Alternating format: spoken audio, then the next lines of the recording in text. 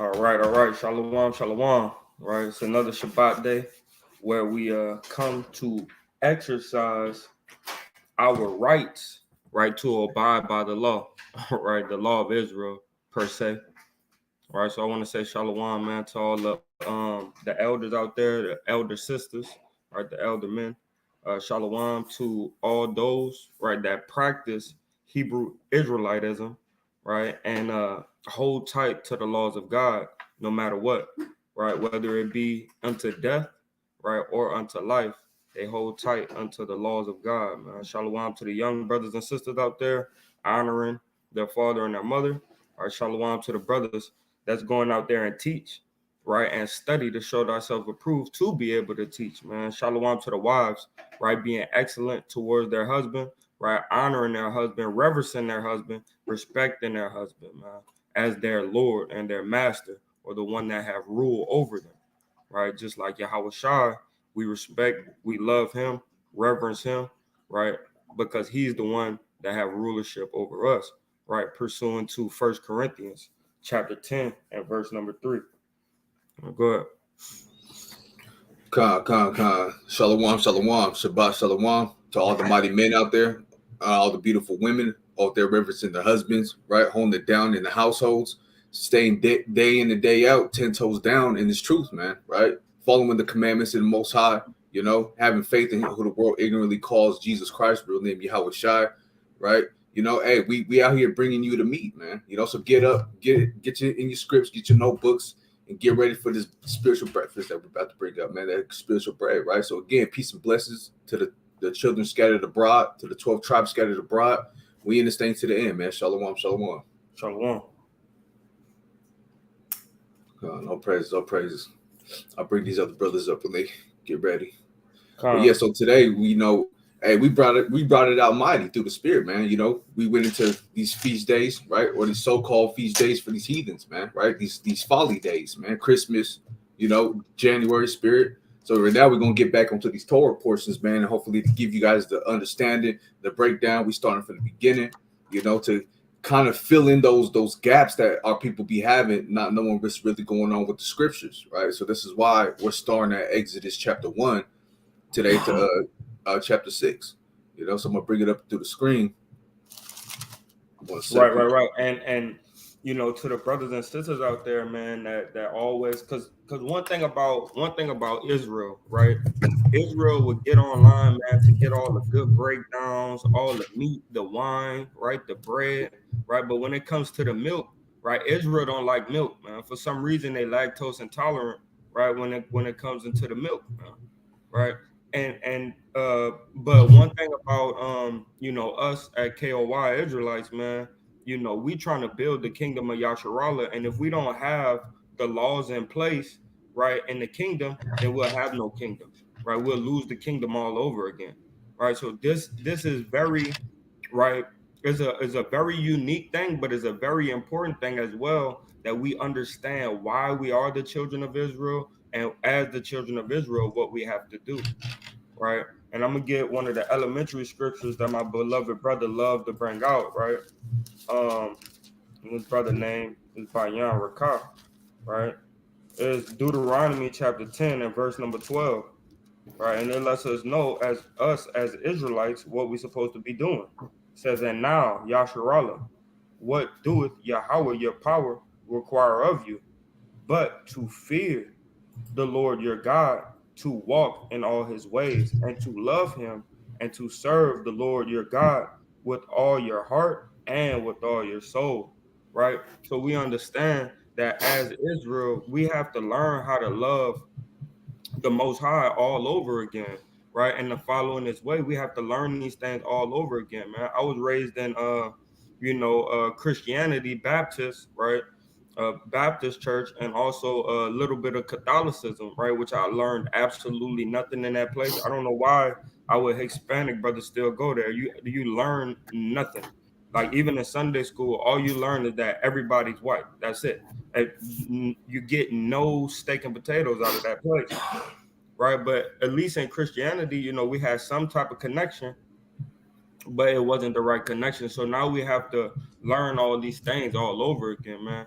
And Nathaniah. Hey, go ahead and salute the people and do your thing, King.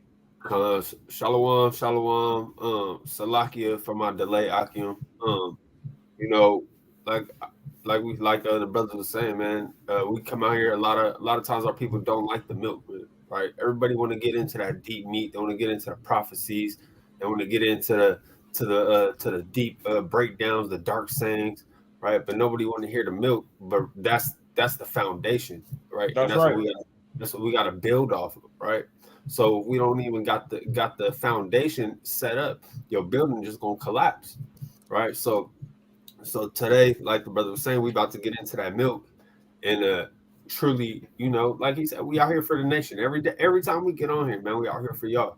So we hope everybody tuning in take it serious, man, and actually, got their pen and pad out, and really call these things to mind and really try to keep this in your memory, right? Meditate on these things. Even though this might be something you already know, hey, it's always good to go back in and get it again. Right. It's But like Salakia, it's like this one movie, man, Mr. Church, man. He says it's always good to read a book 3 times. You know what I mean? So that way you might miss something the first time, the second time, but the third time you get the correct understanding. You feel what I'm saying? So it's always good to go back over these precepts, man, right? These commandments. It's good, mhm, right? Because how else do we know we the children of Yahweh, right? If we don't go through His Word and figure out who these children are, right? mhm, And to brothers and sisters that's gonna drop off because we going to the law, right? You gotta check your spirit, man. Right? You gotta check your spirit because it's a commandment, right? It's a commandment that we go through the law every Shabbat day, man. Right? Matter of fact, get that for me in Acts, man. I believe it's in Acts.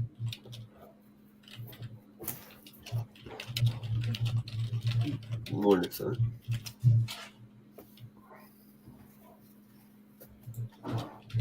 Is what they teach in the synagogue every Shabbat. Let me pull it up on the screen, so lucky.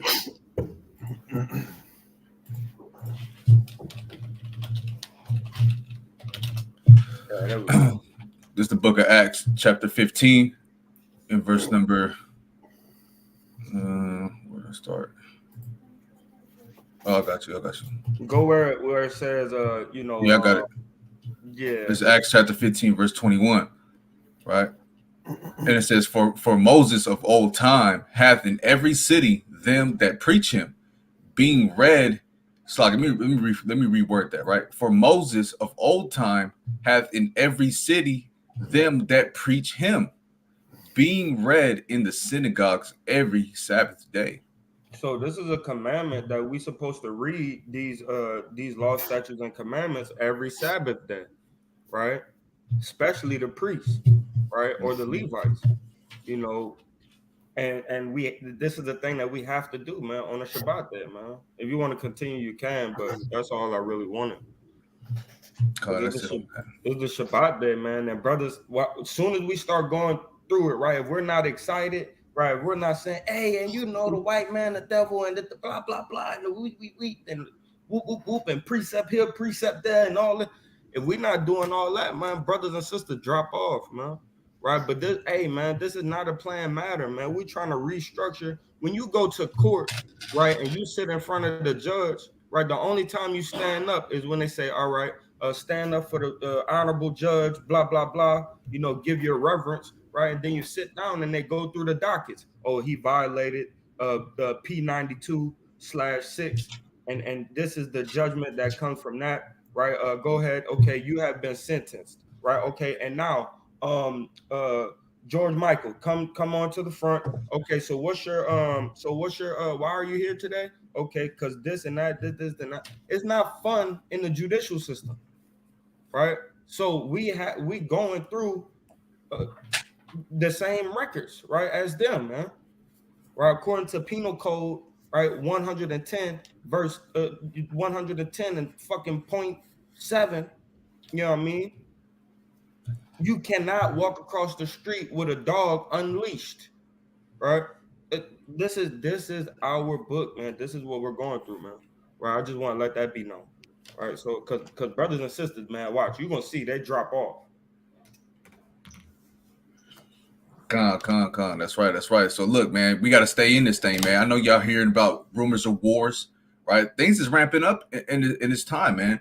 So we got to understand. We got to build our spiritual essence to the point where we get that hedge of protection from the Most High in these last days, because we are living in these last days. So I know some of you brothers and sisters might wake up and think, everything's still the same. And hey, man, what's happening outside the box? It's going to have a drastic effect on our daily lives in these coming years, man.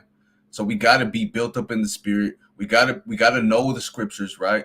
I know many of y'all seen the book of Eli, man, right? Hey, he was walking in them scriptures, man, on how to maneuver about the world day to day and make it out, man, right? You don't want to get caught with your buttocks out, right? And not knowing what the hell's going on, right? You don't want to be destroyed by the Most High if you're not spiritually building yourself up. So this is why we do this work, and we hope you brothers and sisters can stay tuned in, right? So once again, I also want to say peace and blessings, big shalawam, right, to the 6 viewers that are in the chat right now, man, right? And don't forget to like, share, and subscribe. Hit that like button because it helps push this video through the algorithm so it pops up on the recommended section when people get on their YouTube, man, right? You need a highlighter? So, right. So if y'all got your books, man, or you could just, tune in on the screen. That's why I got pulled up. We're on Exodus chapter 1, man. And it's a beautiful thing to start at the very beginning, right? The very beginning. So we can kind of get the understanding, right? Real quick. It's the same as when you watch a movie, you get on Netflix, right? Oh, for episode 1, kind of a drag. Episode 2, hey, but once you get to episode 3 and 4, you're like, hold on, let me binge watch. Now you staying up all night. I gotta figure out what's gonna happen next. Just one more episode, and next thing you know, it's 4 in the morning, man. And you're already 8 episodes in. So this is why it's a beautiful thing to start at the very beginning, and we're gonna bring that to y'all here today. Con, don't be talking about my life, man. Don't be talking about my life. If I watch it from the beginning, man, I gotta finish every episode, man. Gubba War sucks when it comes to that. Just don't let me watch Netflix. All right. Just if I turn Netflix on, say nah, don't do it.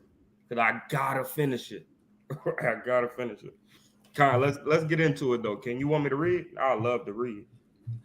Yeah, Con, you can read it for the people. Go ahead. Con, I'll take chapter 1. Right. So it said, this is the book of Exodus, chapter 1, and verse number 1. Now, these are the names of the children of Israel, which came unto Egypt. Every man in his household came with Jacob. Reuben, right? How did they get into the land? Right? How did they get into the land? Right? My bad. Let's just go get the account right quick.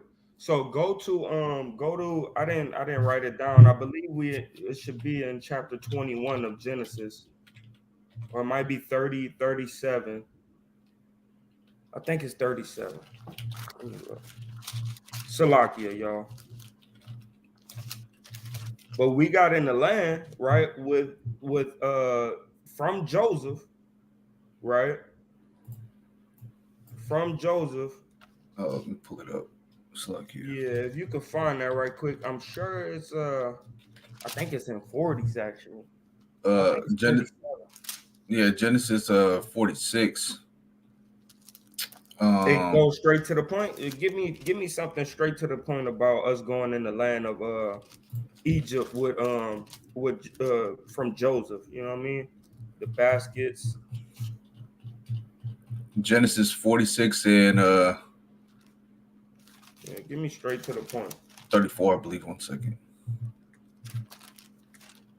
Because like the brother said, we starting from the beginning, but this is the beginning of the Israelites, right? As in the descendants of Reuben, Naphtali, Asher, right? Zebulon, Levi, our different brothers, Benjamin, right? Judah, this is where our beginning starts. But it really starts from Genesis. Genesis give us the breakdown of our, beginning. But Exodus is the children's beginning, the children of Israel. Mm-hmm. You got it for me, King? Yeah, I got it. All praises. Just something real quick. Con, this Genesis chapter 46 and verse 26. All the souls that came with Jacob into Egypt, which came out of his loins, besides Jacob's sons' wives, all the souls were 66. Mm-hmm. And the sons of Joseph, which were born him in Egypt, were 2 souls. All the souls of the house of Jacob, which came into Egypt, were 70. Right. So we know a score, right? 1 score is 20, right? So 3 20s is 60, and 10, that's 70 souls. Right. But I wanted okay, so go to 45.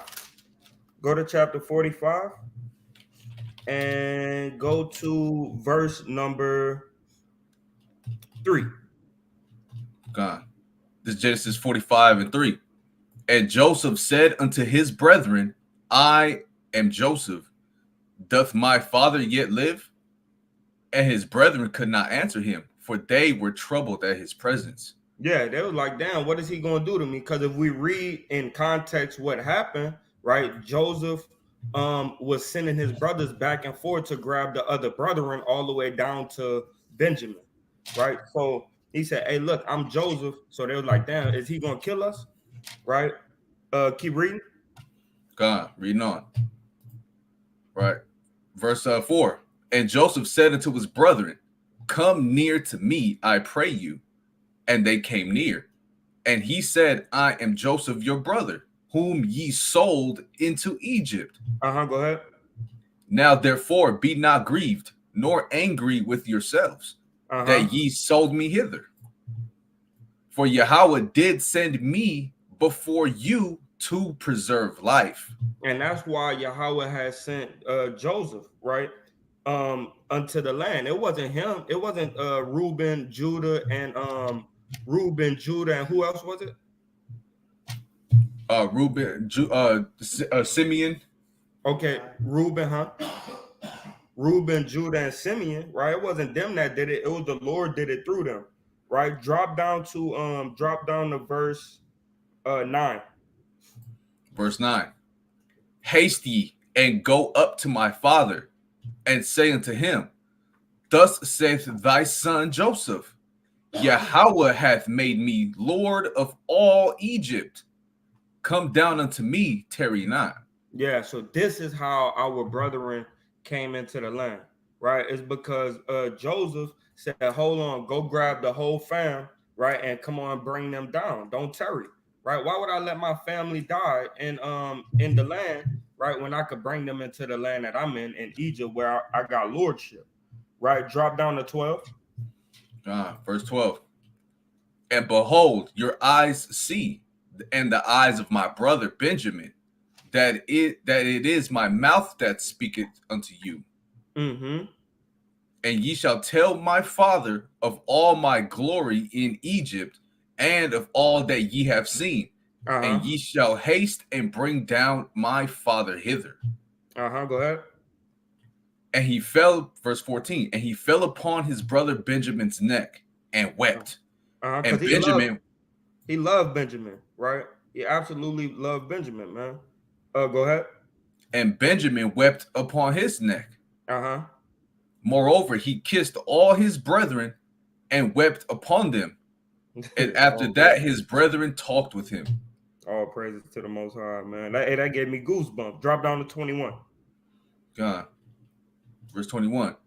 And the children of Israel did so, and Joseph gave them wagons according to the commandment of Pharaoh, and gave them provision for the way.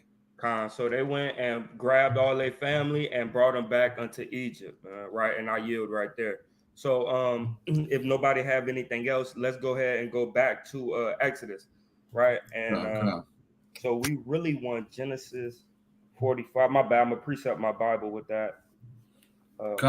Just real quick, just to because we all know if everybody here's in the chat right now, everybody that's listening in, we understand that we are the children of Israel today, right? So it's important for us to get an account of how we got into Egypt, right? We multiplied greatly, so on and so forth, and we came out, went a long way through history, and now we're here today living in the Americas, right? The Americas, right? So it's important to know the records of our people and the historical accounts of our people, right? Point blank, period.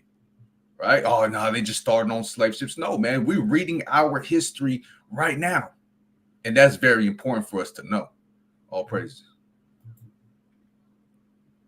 All right, Go ahead and go back to Exodus. Con. All right, Exodus so 1 this and 1. Let's I like got go it. ahead, King. This is the book of Exodus, chapter 1 and verse number 2.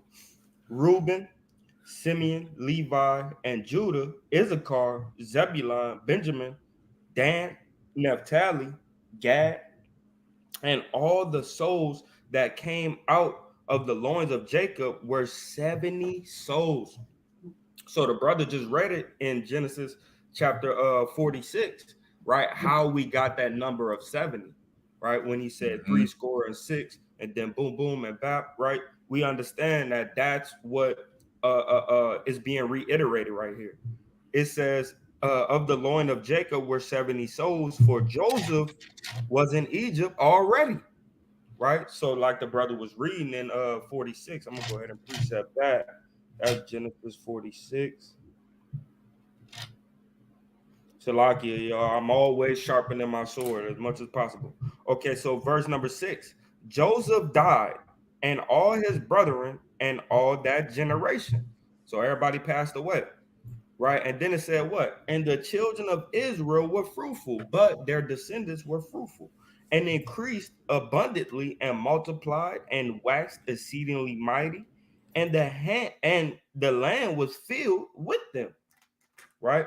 Because as Israelites, man, if we spill seed of copulation, right, it's a big possibility we're gonna have a baby.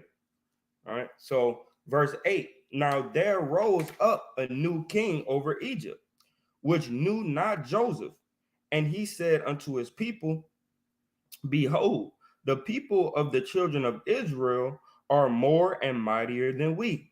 Come on, let us deal wisely with them, lest they multiply and it come to pass that when there felleth out any war, they join also unto our enemies and fight against us, and so get them up out of the land, right? And I know Khalil, you said something about and so get them up out of the land. Can you expound on that? You remember when you brought that out? You on mute, King. It's like yeah. So when it's going into and get them up out of the land, the way it's written here, it's not saying okay, let us deal wisely with them, right? Lest they multiply and it come to pass that there falleth out any war, they join also into our enemies and fight against us, and so get them up out of the land. It's not saying let's get them out of here. No, because their whole mission is to put us in bondage, hard bondage, chains, whips, right? Hard labor. So it cannot be them saying to themselves, let's get them out of here. No, it's really going into so that they do not escape out of the land, right? We got to oppress them so hard and so bad to the point where they're not able to escape, right? Let me get that real quick in NLT. You might say it real fast. Exodus 1 and 10. Oops, lucky. Exodus 1 and 10 in the New Living Translation, right? It says we must make a plan to keep them from growing even more. If we don't, and if a war breaks out, they will join our enemies and fight against us. Then they will escape from the country. See that? Go back. So it's letting you know that it's not talking about, oh, hey man, kick all of them out. Because if they was gonna kick us out, shit, we would have been all right. We wouldn't have had to go through 10 plagues of Egypt, right? And I want to show you something when it gets on these plagues too, because the Most High is funny in his doings, man. Right? I done seen something, that lets me know you ain't got to tell everybody everything, man. Right? You ain't got to tell everybody everything, man. right? Hey, Salaki, if you go into Bible, not Bible Hub. Yeah, I think it's Bible Hub, right? That also shows you too.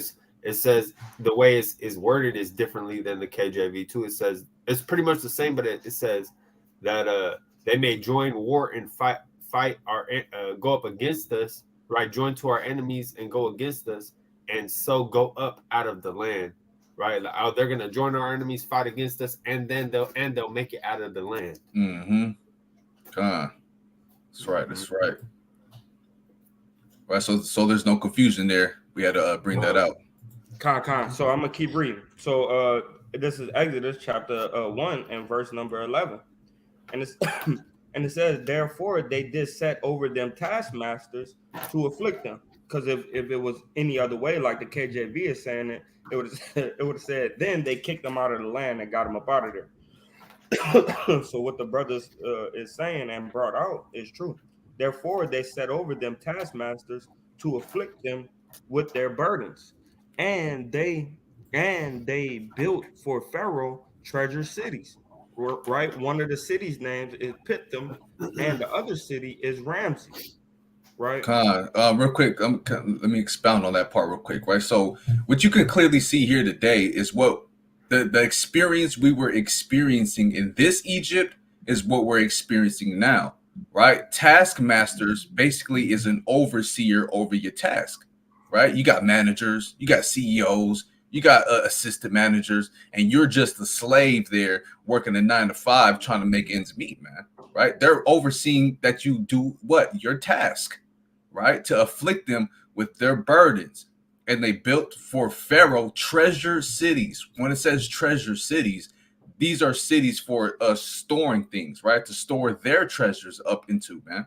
Right? You got the White House, you got all these big corporate buildings, you got these Europeans sitting in mansions while you in the hood, the ghettos and the slums, right? They get to store up their treasures and all of their fortune and wealth, and you don't get to, right? So that's what it's going into. So you have to parallel what's going on in this Egypt to America today, which is New Egypt.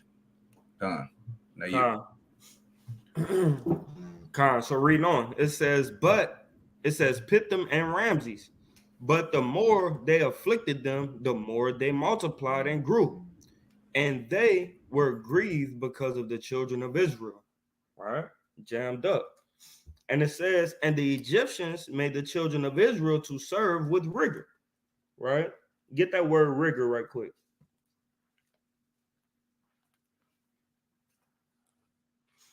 To serve with rigor, right? The word rigor.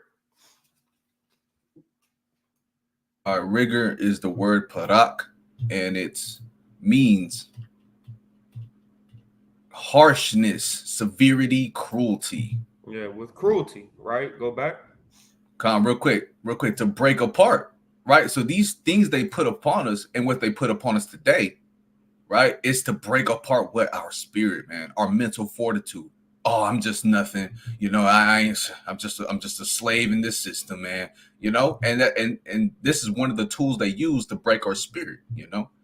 And so verse 14, it reads, and they made their lives bitter with hard bondage in mortar and in brick and in all manner of service in the field.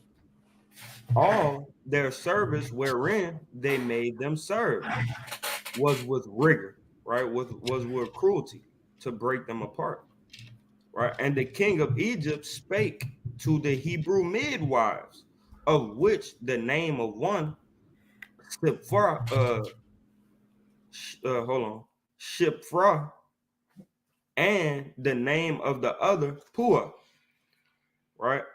And he said, when ye do the office of a midwife to the Hebrew women, and see them upon the stool, if it be a son, meaning when they about to have a baby, right? In ancient times, we would squat over, right? I will have our feet, our women will have their feet on two stools, right? And they'll squat in the middle of it and push out the baby, right?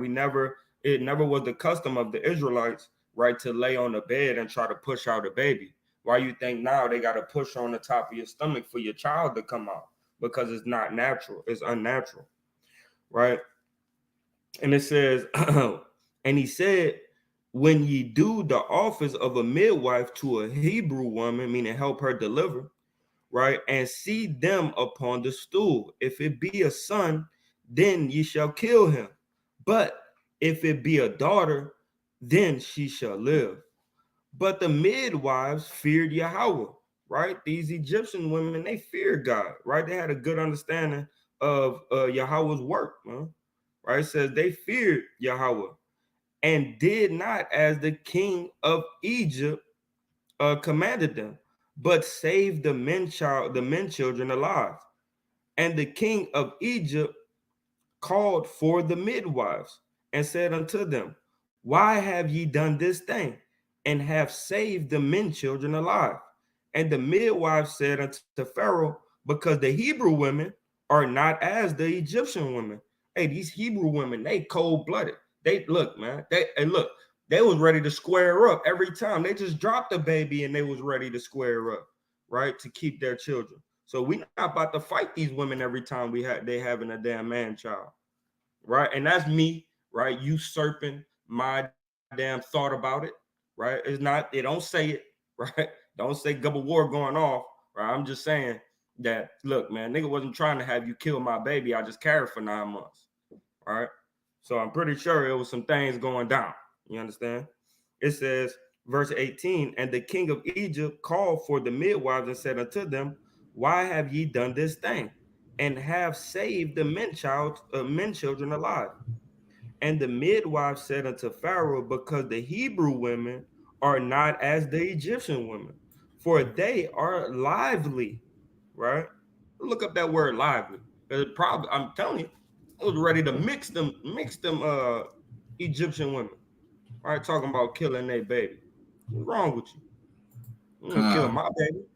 You know what I mean? You gonna have to Lively kill. means You gonna have to vigorous. kill. You gonna have to kill me and my baby, right? Vigorous, lively, having the vigor of life, right? And let's get that word vigorous. What does vigorous mean? Right, Biblical what's that? shot, because I'm telling you, they was probably trying to box. You feel what I'm saying? You ain't about to just, you know what I mean? You're gonna have to kill both of us.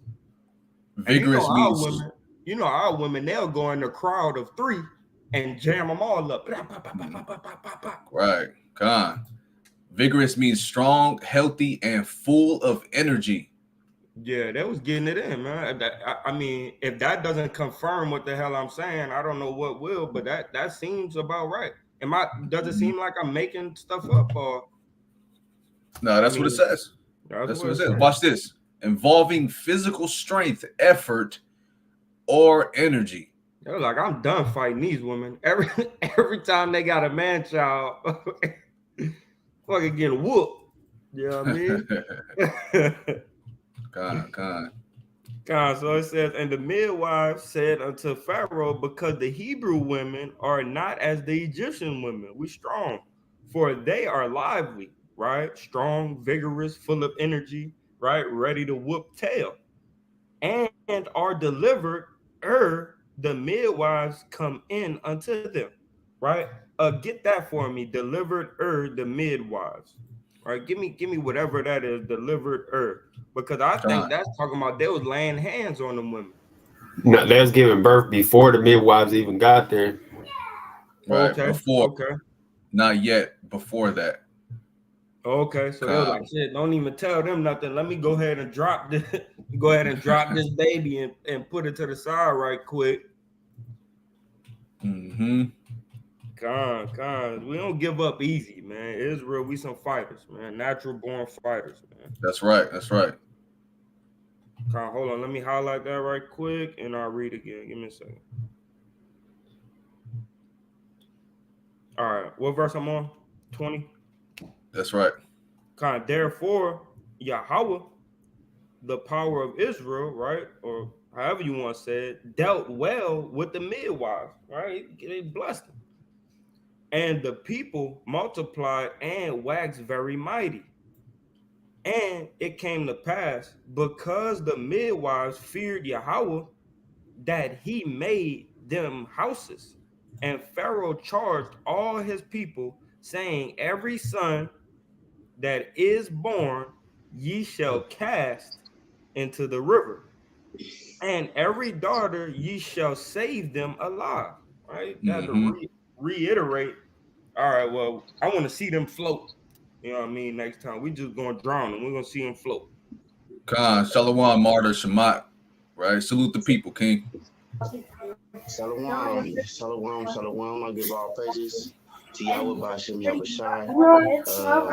I'm gonna give a strong shalom to those who are building up their spirit.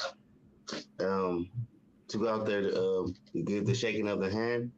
I want to give a strong shalom to the women out there being submissive and being steadfast. Shalom. Khan, that's right. Hey, turn up his mic. Khan. 1 second, 1 second. Say something again, Shamat, real quick. Oh, shalom to the No, I was just trying to see your volume, but you good right there. Nah, turn him up a little bit more. He's not good. Yeah, he kind of low, King. He's not He good. already He at might be max. good to you with the head. Yeah, max though. Oh yeah, Max. Hey, Yeah. you gotta speak up, Shamat. shalom. Yeah, there we go. That's a little better right there. That's a little better. All right. All right. So Nathaniah, right? Nathaniah or Nathaniah, right? We still learning this brother new Hebrew name, right? Nathaniah. Go ahead and read chapter 2. This is the book of Exodus, chapter 2. Wait, you didn't do bar, 22. You didn't get verse 22.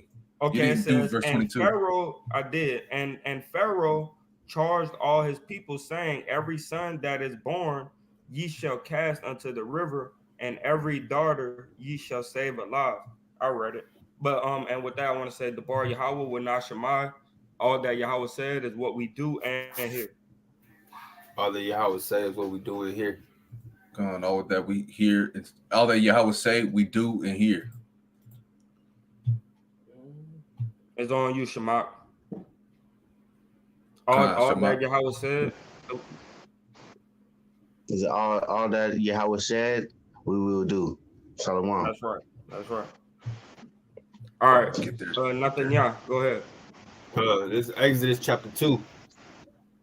And there went a man of the house of Levi and took to wife a daughter of Levi. Salakia, Shamak, you got like a fan back there or something. Mute up or turn it off, Baba Kusha. I can hear some type of static. Yeah, some type of static. So just mute up. I don't know what it is. Yeah, just mute up. Go ahead. Nathaniah. Read it back from the top. And there went a man out of the house of Levi and took to wife a daughter of Levi. And the woman conceived and bare a son. And when she saw him that he was a goodly child, she hid him 3 months. And when she could talking about Moses, right? Go ahead. And when she could not longer hide him, she took for him an ark of bulrushes and daubed it with slime and with pitch and put the child therein. And she laid it in the flags by the river's brink. So she dabbed it right with slime, with something of it would be right like what maybe something that comes off of snails. Look that up right quick. Slime. It got to be something thick, right? Something thick, and then pitch would be dirt, right? Pitch would be a type of dirt, right? Slime, pitch, asphalt, bitumen. Let me get that word for bitumen real quick.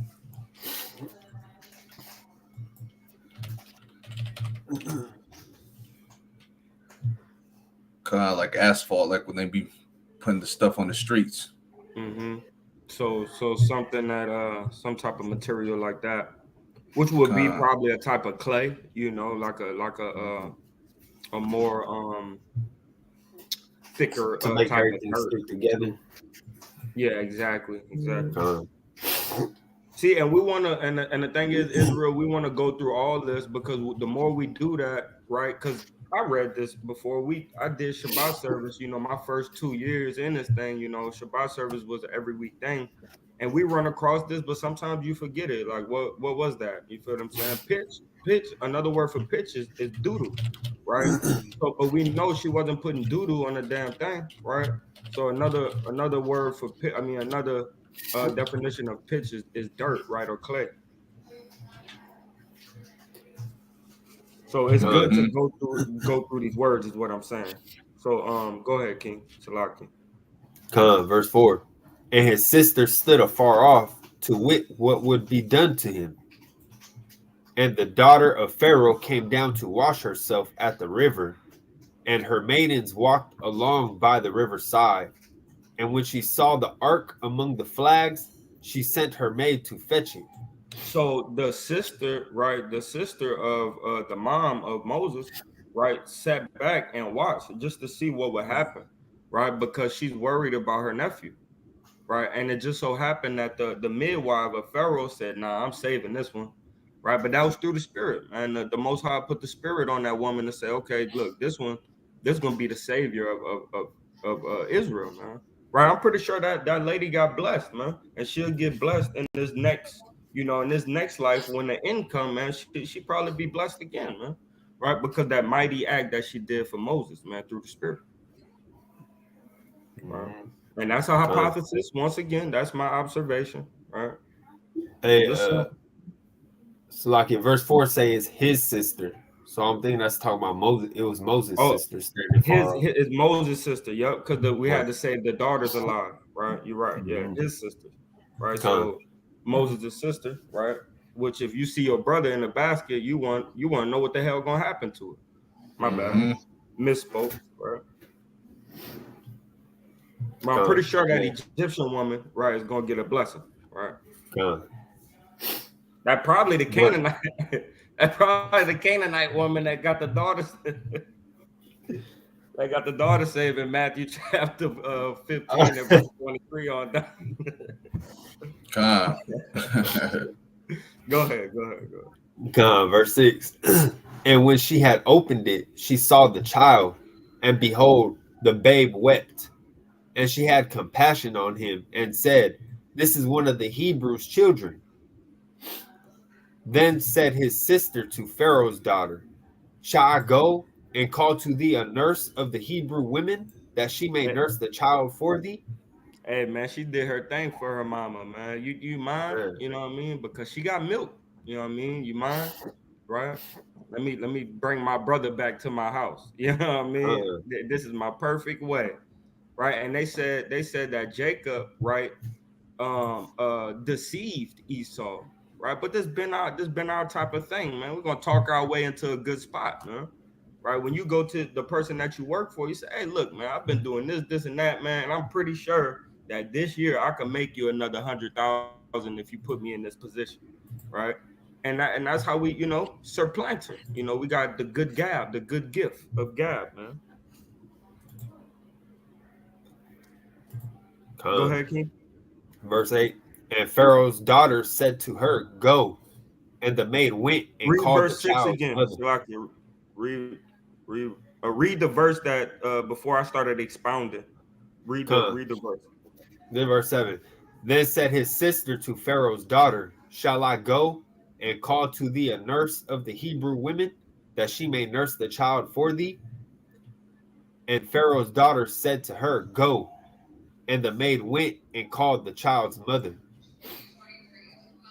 And Pharaoh's daughter said unto her, "Take this child away and nurse it for me, and I will give thee thy wages." And the Mm. woman took the child and nursed it. And she got Mm-hmm. paid And for she for got paid. nursing her own child, man. Beautiful. The Mm-hmm. Most High is elegant, man. Man. Go ahead. And the child grew, and she brought him unto Pharaoh's daughter, and he became her son. And she called his name Moses. And she said, "Because I drew him out of the water." Which is to say, Masha, right? Mm. Means Let drawn me out get of that real water. quick. Let me grab that real fast. All right. Named Moses, right? Which means drawn, right? Drawn from the water. Drawn out of water. Yep. Masha, right? Or you have the New Hebrew. They say Moshe. Mm-hmm. That's right. Verse 11. And it came to pass in those days when Moses was. Before you keep going, I want to say Shalawam, right, to the people in the back of Nathaniah, man, to your babies, right, and to your wife that's always, down in this thing and 10 toes and doing all the work that she could do, man. I want to say Shalawam to the family back there, man, behind Nathaniah. Khan, the Water King. They all downstairs right now, but they watching on the YouTube. Khan. Go ahead, King. All right, verse 11. And it came to pass in those days when Moses was grown that he went out unto his brethren and looked on their burdens. And he spied an Egyptian smiting a Hebrew, one of his brethren. And he looked this way and that way. And when he saw that there was no man, he slew the Egyptian and hid him in the sand. Hey man, hey man, I just pictured Moses just laughing after he killed him. Yeah. Now, yeah. Before that, he did one of these. Wham! You know? Hey, he said, I'm about to get him, man. And it's cold because like I was saying the other day, man, that Prince of Egypt movie, man, they portrayed all wrong for the kids, man. Mm-hmm. Right? Instead of keeping that, hey, they make it look like it was an accident. Hey man, this brother was like, hey man, I'm about to get this, man. You're not about to fight one of my brethren. Yeah. He thought he was gonna walk away all proud. You know what I mean? Pride come before destruction. You think you proud? You gonna beat up my brother like that? All right. Hey, Shamak, what you think about that, man? That's what Moses did, King. You gotta unmute your mic. Khan, most definitely. He definitely plotted. And it's crazy because a lot of Christians, right? A lot of Christians will be like, Moses sinned, he murdered a man, right? But not understanding when to say the murder is talking about taking an innocent life, right? That man wasn't innocent. He was smiting his brother, and that's a law. You can't stand against the blood of your own brother. Mm-hmm. So he was actually keeping the law when he killed that Egyptian man. That's right.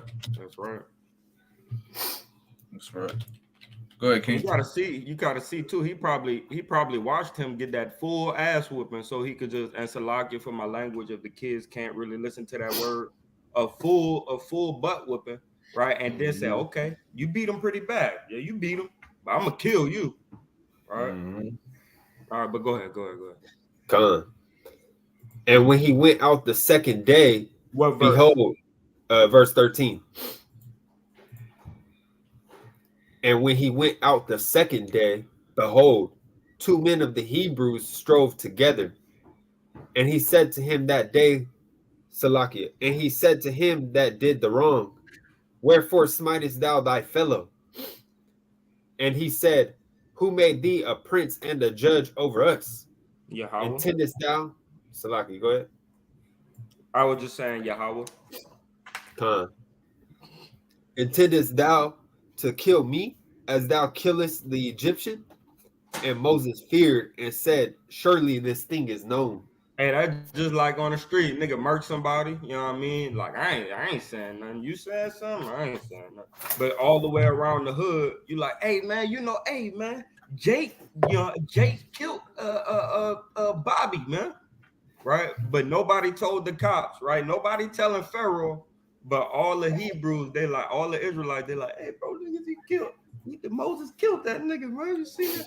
Right? But nobody telling the Egyptians, right? But we just got our little, you know what I mean, our little community, man. Aren't you gonna kill me like you killed the Egyptian? Why would I kill my brother, man? I killed that nigga. He the adversary, not you.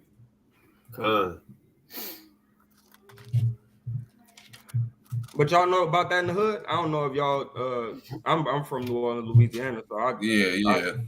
okay, cool. You too, nothing, y'all, because I know y'all like San Bernardino, Marino. They gotta have killing going on out there. Yeah, you just kind of everybody know, but Jake never get picked up. You know what I mean? Everybody on the panel and everybody in the chat, they know about that. Yeah, everybody knows what's going on, Hey, it man. ain't hidden in our community for sure. Yeah. All praises. Even for the people that's not in that ain't been in the lifestyle, man, they know what's going on, man. Yeah, they know of it. That's right. Yeah, they know. Yeah, they know of it, right? Hey, that's Half like Invisible said South Central LA. For Come sure. on, man. For sure. You You know? come on, you know, man. Like that, hey man, he got him like 10 times. You know what I mean? But the cops know nothing, right? But go, yeah, but go ahead. Verse 15. Hey, yeah, read that verse again, King. My bad. Yeah. I be loving stuff like this because this Jake all the way. You feel what I'm saying? This be Jake. Come on, verse 14. And he said, who made thee a prince and a judge over us? Intendest thou to kill me as thou killest the Egyptian? And Moses feared and said, surely this thing is known. Oh, that's funny. Go ahead. Now, when Pharaoh heard this thing, he sought to slay Moses. But Moses fled from the face of Pharaoh and dwelt in the land of Midian. And he sat down by a well. So sometimes some of the murders, man, they get back to the people and they're like, yeah, they saying around the hood, they saying around the block that it was for me. I'm gonna say one brother I know, Spencer, right? They saying that it was Spencer, right? But Spencer get jammed up, he get locked up. They can't get no evidence out of him, so they had to let Spence go. You feel what I'm saying? But a little while later, one of the dude's brothers, right, that he had killed, walked up to his door and shot him in the head.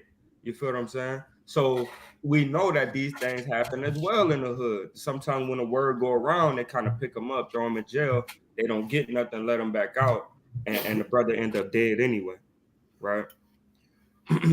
But go ahead. I'm just saying my life. I'm seeing me in this thing, right? So, verse 16. Verse 16.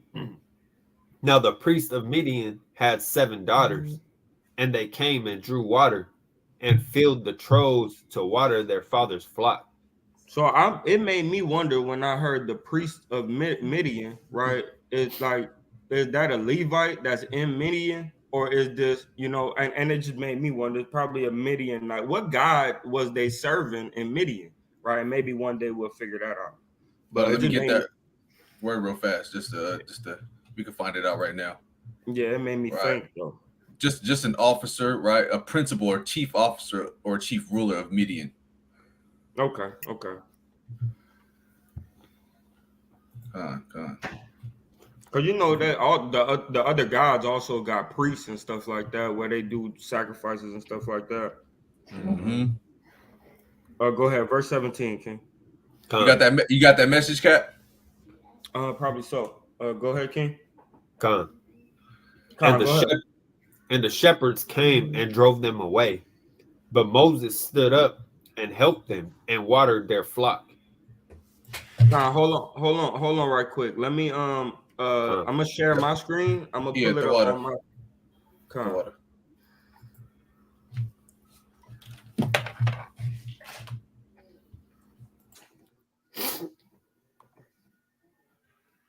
Salah, give me a second. Well, we at chapter 3 or chapter 2? 2. Okay. Oh, praise brother, little brother following along, man. A warrior. Brother following along. All right, boom, I'm here. All right. Let me present, share my screen. Share screen. All right, here we go. Y'all see that? Live. Okay, let me see what's going on. Present. Share. You're gonna have to approve it, Khalil, before you go.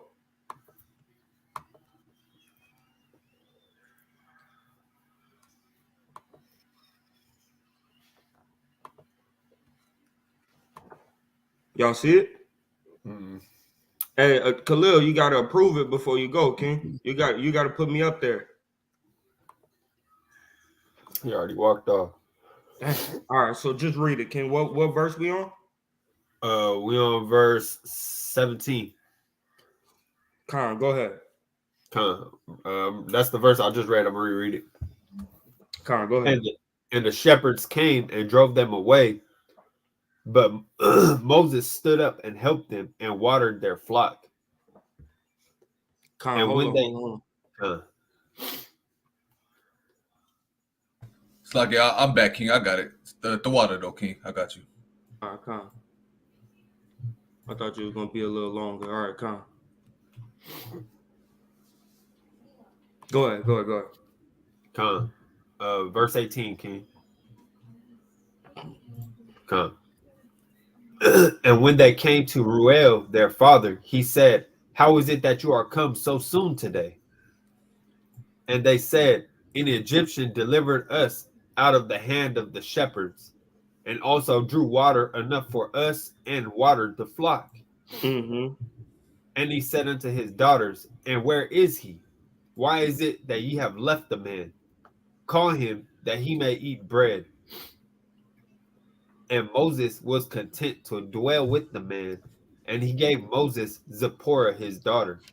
And that's how you know when you a friend of somebody, man. Right? Like I'm looking forward. I don't know which brother that's gonna have a son, right? That I'm gonna give my daughter to, right? But I'm looking forward to giving my daughter to one of the brothers, man. Right? To be a wife, right, to their son, man. I'm looking forward to that, man. Right? Lord willing, Kwame, y'all feel the same way, man. Right? Lord willing, Nathaniah raising up his beautiful daughter and his beautiful son and stuff like that. He do the same thing, man. Which one of the brothers, the Akia, that I could give my baby unto so that could be a good wife, right? For that brother, man. Right? So that's a beautiful thing, man. Moses was honored, man, amongst men, man. Even the children of men. All right, go ahead. Come. And she bare him a son, and he called his name Gershom. For he said, "I have been a stranger in a strange land." And it came to pass in process of time that the king of Egypt died, and the children of Israel sighed by reason of the bondage, He and they said, cried. yeah, they said, God damn. Right? It's good that one is gone, right? Because that one was ruling them with rigor, right? It's good that Pharaoh gone. Golly. Woof. Come. Right? But go ahead. And they cried, and their cry came upon God by reason of the bondage. Because they was like, damn. I was sick of him anyway. Right? Mm-hmm. So the most high, like, okay, I hear you. I got you. Don't worry about it. I hear you. Go ahead. And God heard their groaning, and God remembered his covenant with Abraham, with Isaac, and with Jacob.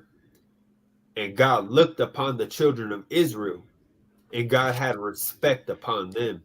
And Baba Kushar, man, I don't think we have too many outcasts, or people that's not in Israel in the chat, man. Go ahead and say Yahweh, man. Go ahead and say Yahweh Shah, right? Come, The Most High, something else but God, man.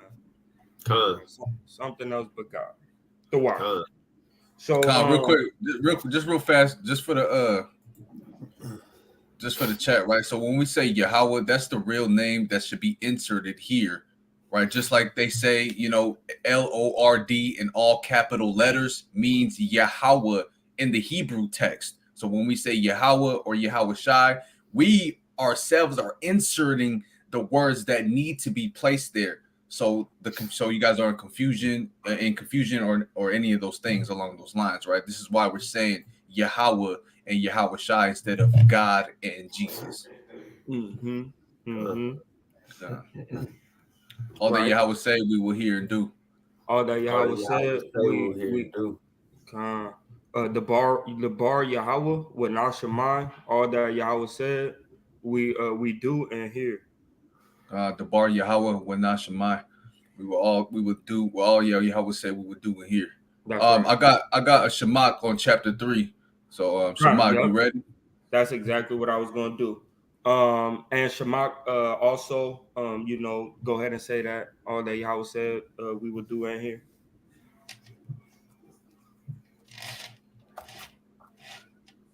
Can you unmute, King? and cam up if possible. But can you at least unmute? Hey, what's that in the Hebrew? Say that in the Hebrew one more time. It's Debar Yahweh. Debar Yahweh Wana Shemai. Wana Shemai. Yeah. Debar Yahweh Wana Shemai. Debar Yahweh Wana Shemai. I think he might have stepped away for a little bit, so let me just keep going. Right, just go ahead and read, King. Right, so this Exodus chapter 3, in verse number 1. Right now, Moses kept the flock of Jethro, his father. Salakia, before you do that, go look up that word respect. My bad. Before you do that, go look up that word. Let's not run right past that right quick. My bad. I'm sorry. Let me read it again real quick. 2 and 25. And Yahweh looked. Start at 24 one more time. Gone. And Yahweh heard their groaning, and Yahweh remembered his covenant with Abraham, with Isaac, and with Jacob. And Yahweh looked upon the children of Israel, and Yahweh had respect unto them. Right? Now that word for respect, right, means respect, right? Yada, which would mean to know, to perceive, to know, but recognize, to recognize, acknowledge, right? To consider. Let me go to the Strongs real quick. And it said properly, right? to what that is? How to say that word? Ascertain by seeing, right? Hey man, I don't know what that word ascertain mean, but to me that seems important. Watch this. Go ahead. Watch this. Endowed with familiar friend, famous. You know. Yeah, I believe it's a type of love, right, and acknowledgement, right. But as is written, right, a familiar friend, right. Which means some type of admonishment, some type of reverence that he has for those people, right? I can get Salaki King. Let me get that real quick, just to on the milk side, right? Respect, a feeling of deep admiration for someone or something, elicited by their abilities, qualities, or achievements. Yeah, that's nice. That's nice. All right, right here, esteem, regard, high opinion, acclaim, admiration. All right, let's go. Let's keep going. I don't want the chat to get weary. Let's get it. Hey, how'd Shamak say that?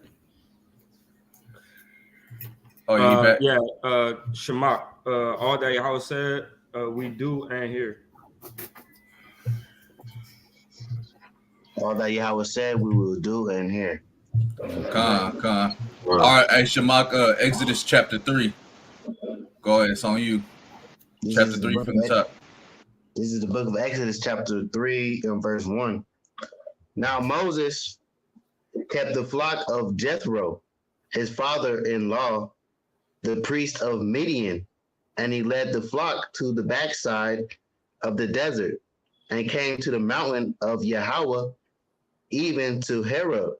And it's crazy, and it's crazy that also, right, Masha, right, he's also a shepherd, right? Everybody that ends up leading us or being a prince or a king or a ruler over us, man, most of the brothers, right, is shepherds, man, right? And Jacob shepherd flocks, right? And David shepherd flocks, and Joseph, right? And these brothers, man, that brother, man, right? A lot of our rulers, man, shepherd flocks, man. Right? I just wanted to point that out. Go ahead, Salaki.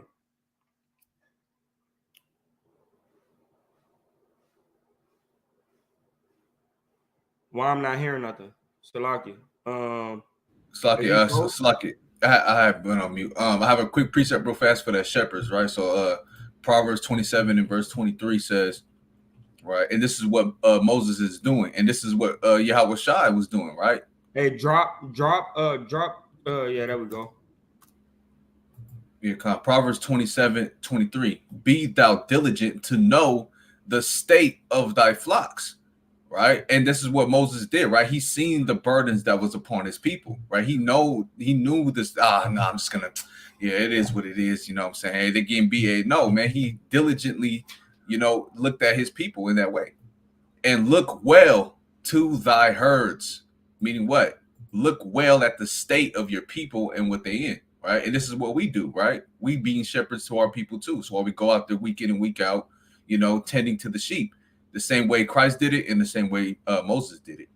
All right, now I'm back. Go ahead, King.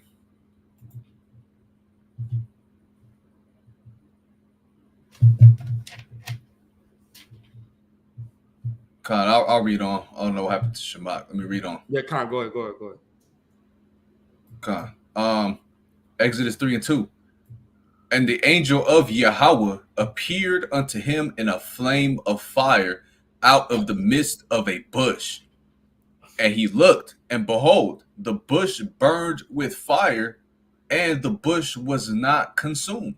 So And this right fire. here, Go ahead, King. Go ahead.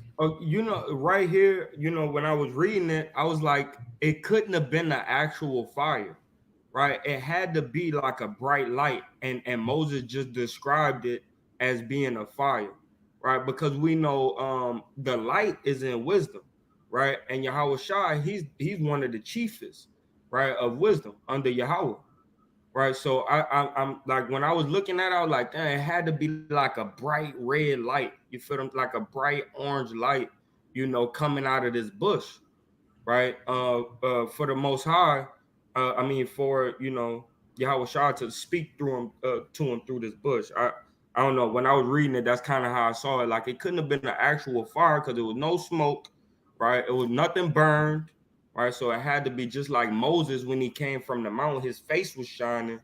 I believe it has everything to do with that. Just like Yahweh Shai at the end, in Revelation, his eyes were as a flame of fire. We know wisdom, right, comes through the eyes, right? So and when we go into Genesis chapter 9 and verse number 11, it tells us, right, that his eyes shall be red with wine. And what that means, red with wine, with wisdom, right? His eyes shall be red with wisdom, right? So we understand that.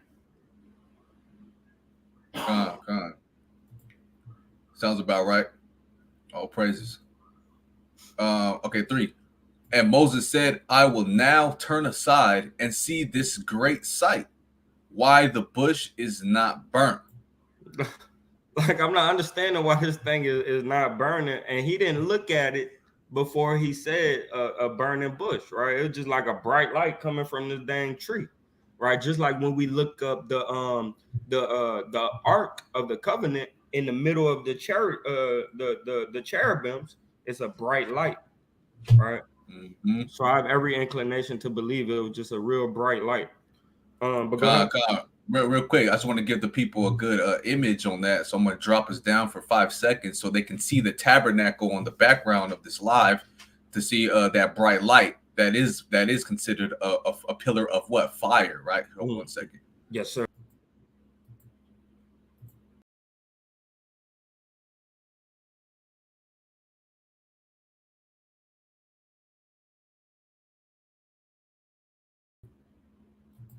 Y'all see that? Con, and if you look at the altar and that light going to the sky, they both the same color, right? 1 second.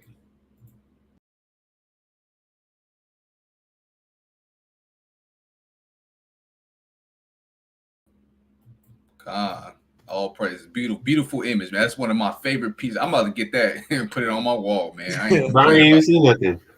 Oh, look at the background image of the live. One more time for the people.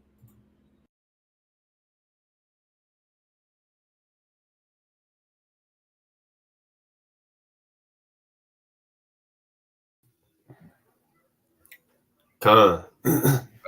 Con. That's because Nathaniel wasn't paying attention, man. We know you, man. We know you.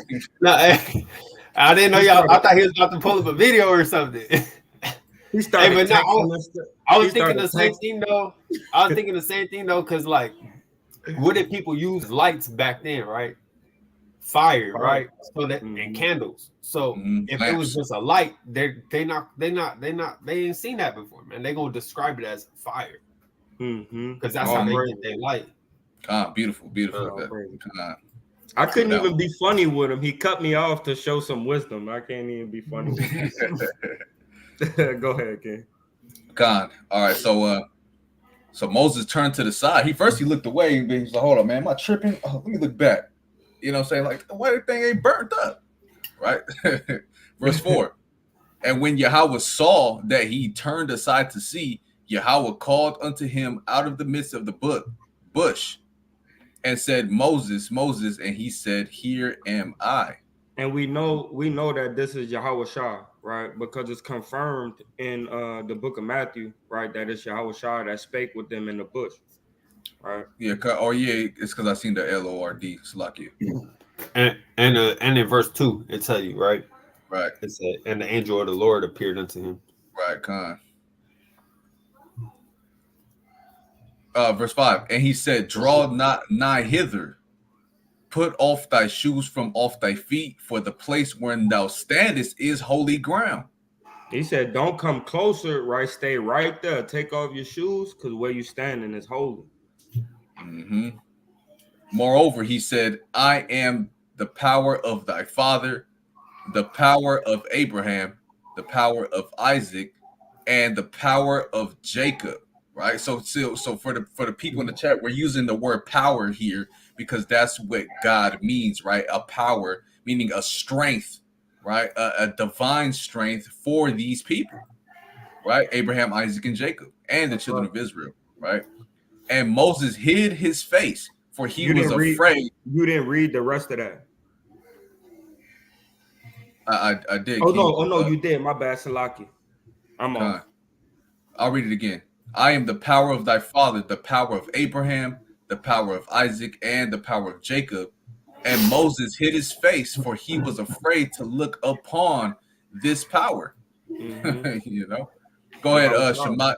You back? Go ahead, King. Go ahead, Shamat. Okay. Verse 7. Hold on. My phone bugging. All right. hey, I still got the tent from the tabernacles in the back, man. That brother in the spirit. That brother in the spirit. All praise. You said verse 7, right? Yeah, verse 7. That's where I left off at. Verse 7. And the Lord said, I have surely seen the affliction of my people which are in Egypt, and have heard their cry by reason of their taskmasters. I know their sorrows. And I am come down to deliver them out of the hand of the Egyptians, and to bring them up out of the land unto a good land, and a large, unto a land flowing with milk and honey, unto the place of the Canaanites, and the Hittites, and the Amorites, and the Perizzites, and the Hivites, and the Jebusites. Jebusites, now, right? Hold on right quick.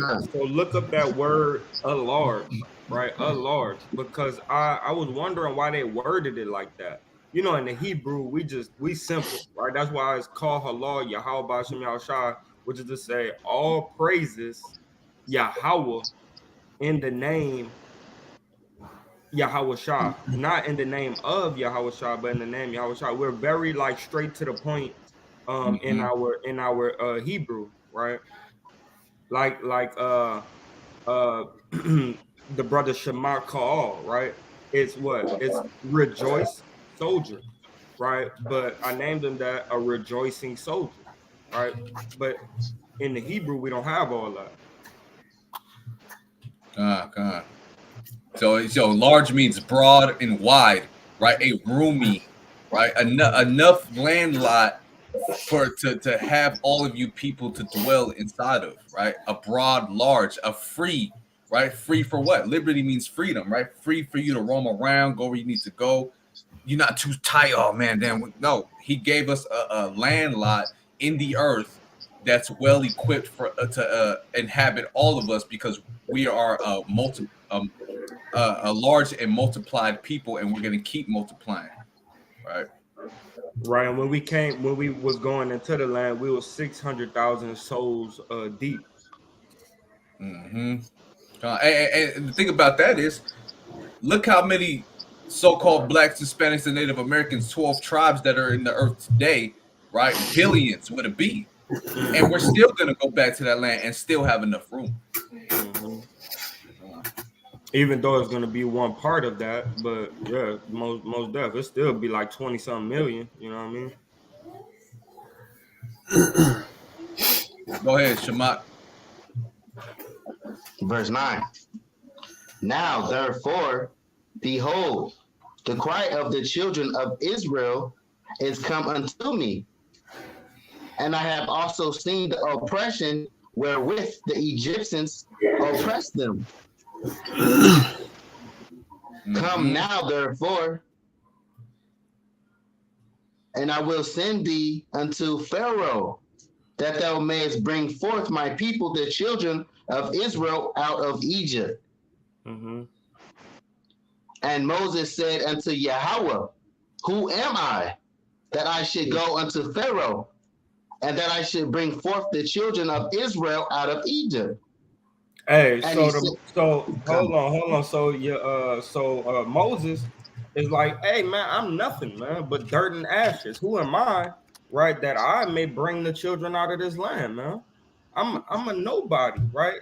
A lot of people hate me because I love them so much. Like, what am I supposed to do, right? So Moses so humble, he's like, who am I, right? Read on. And he said, certainly I will be with thee, and this shall be a token unto thee that I have sent thee. When thou hast brought forth the people out of Egypt, ye shall serve Yahweh upon this mountain. So look at what Yahweh Shai said unto him, right? He said, the thing that I'm about to do for you is going to be a token for you, right? A token is a way that you be remembered, right? Or an action, right, that'll live on for a period of time, right? So he's saying, look, man, you gonna this gonna be a token for you. You're gonna be reverenced in the world, man, renowned in the world because of the things that I'm about to do through you. Right? Why you think a lot of people said, Moses split the Red Sea? Did Moses split the Red Sea? Or did Yahweh did Moses split the Red Sea through the strength of Yahweh Shem Shai? The second part. Right. Go ahead. And Moses said unto Yahweh, behold, when I come unto the children of Israel, and shall say unto them, the God, the power of your fathers, has sent me unto you. And they shall say to me, what is his name? What shall I say unto them? And Yahweh said unto Moses, That's Yahweh. Oh, God. And Yahweh Salakia. And Yahweh said unto Moses, I am that I am. Mm-hmm. And he said, thus thou say unto the children of Israel, I am hath sent me unto you. Get Psalms 83 and verse number 8. No, 18. I think it's 8 or 18. Right? Because it says what? It says, and Yahweh Shai said unto Moses, I am that I am. And then, and he said, thus shalt thou say unto the children of Israel, I am have sent me to you. Right? But what's the name of I am mean? Right? Jehovah. Right? Yahweh. Right? But Yahweh Shai is speaking on behalf right, of the Most High, like the Con, cop that stand next to the judge, right? The cop next to the judge said, "All rise for the honorable Judge Judy," right? And you may be seated. The judge come through and say, "You may be seated," right? And then they start doing the work, right? That's the same way Yahushua is saying, "You look, Yahweh sent me, so Yahweh sending you as well," right? I just con. want to kind of bring that out right quick. I want to make a point after as well. You still want that Psalms 83? And 18, that's correct.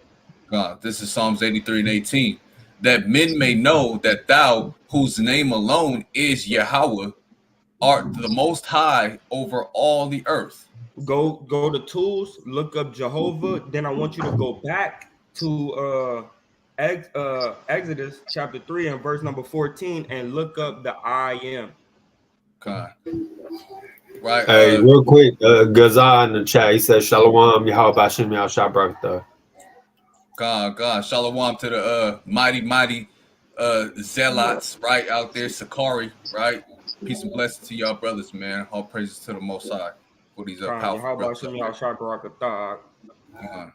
Yahweh Bashim, Yahweh Shabrak, Yahweh Bashim Yahweh Shabrakatah. Shalom, King.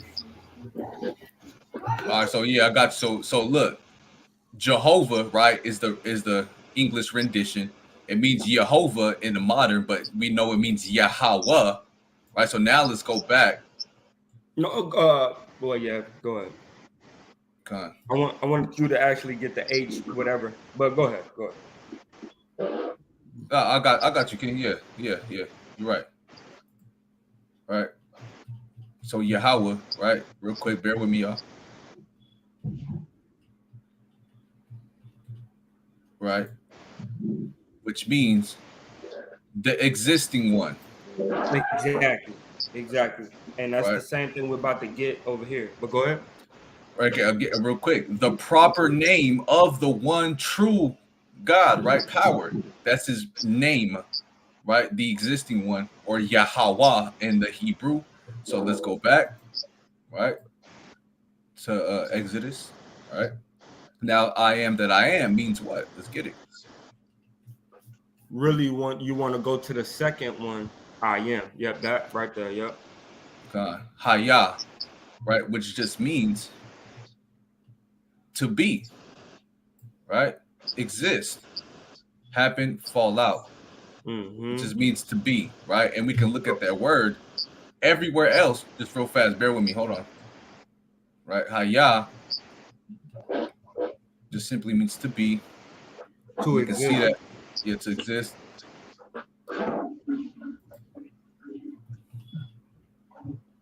Right? Be thou, shall be. And we can see that everywhere else. Be thou. This is Haya. But it don't say the Most High. For he saith to the snow, be thou. Job said to the snow, what? Exist. Exist on the earth, right? That's all it's saying. Let's go back. Right? Go down. My bad. Go back there and go to that last I am. It's the same thing. Haya. Okay. All right. Haya Asur Haya. So like we saying, we go to Psalms chapter 83 and verse number 18. It tells you Yahweh, right? The same name, right, as this. You know, the pronunciation a little bit different, right? Which is Haya, right? You have some people say that his name is you have some people that's Yahya, right? Which is the paleo for the same thing. He exists, right? But we know that his name is Yahweh, right? Through the script. You got literally the next verse tells you too. Yeah, there we go. You're right. Let me expound on that real quick. So, right. So verse 14 says, and Yahushua said unto Moses. Now hold on. Let me expound 1 second. Right. Verse 14 says, and Yahushua said unto Moses, I am that I am. And he said, thus shalt thou say unto the children of Israel, I am have sent me unto you. Right? So the self-existing one, right? The one that exists, the Most High, has sent me unto you. And Yahweh Shai said, moreover, right? Hey, Shema, go on mute real fast, Baba Kasha. Right? And Yahweh Shai said, moreover, meaning what? He said some extra things to Moses.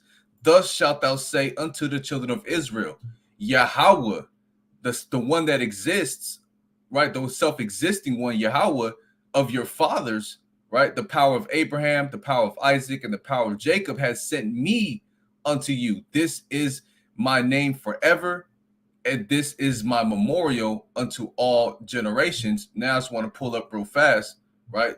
The book of what's it called? Let me see, where's it at?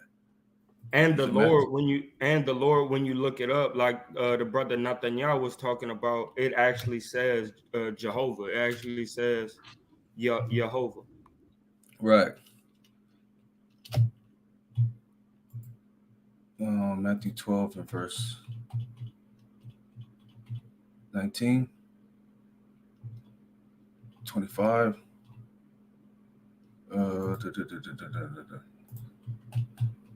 It's down here somewhere. It's lucky.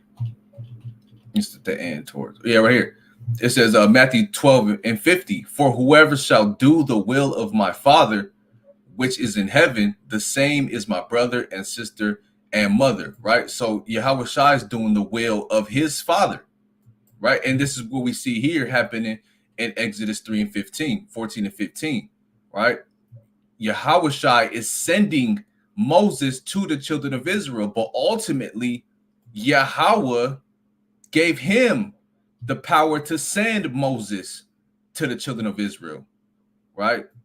So that's what it's going into ultimately, right? And people they put in what when they say Ashur, Ahiah, Ashur, right? The God's name is Ahiah. They stay on verse 14. No, that's Yahweh Shai is the I am that I am, because he exists as well by the power of Yahweh, Yahweh Shai, Yahweh Shai gave that power to Moses to go tell the children of Israel this, right? Basically, all he's saying, by the power of me that I got from the Father, am sending you. Go tell the children of Israel that. Yeah, for real. Now look up the Lord right quick. Yeah, there we go. Yahweh, Jehovah, or Yahweh, right? That's what's inserted here, the existing one. Mm-hmm. All right. Now let's go. And like you were saying, this is the only place in the text where you're going to find Ahiah. This is the only place they can go to. The people who call the name of the Most High Ahiah, man. It's the only scripture they can go to, right? You know, precept must be upon precept. Mm-hmm. That's right. And it just means to be, right? Mm-hmm. But go ahead, Tom. Shamak, martyr Shamak, martyr for Yahweh Shai Shamak. Go ahead, King. Don't forget to unmute. Verse 16. Go and gather the elders of Israel together and say unto them, the Lord God of your fathers, the God of Abraham, of Isaac, and of Jacob, appeared unto me, saying, I have surely visited you and seen that which is done to you in Egypt. Hey man, and look, and check it out. And with that, it should have been period, point blank. Moses should have said, got you. You talking to me out of a bush with a shining light. Your voice is the sound of many waters. I'm out. Whatever you need me to do, right? But no, that's not Moses. Why? Because Moses is humble. So he has to prove himself to be humble, bro.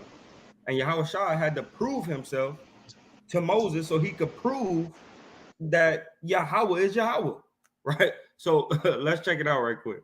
Go ahead.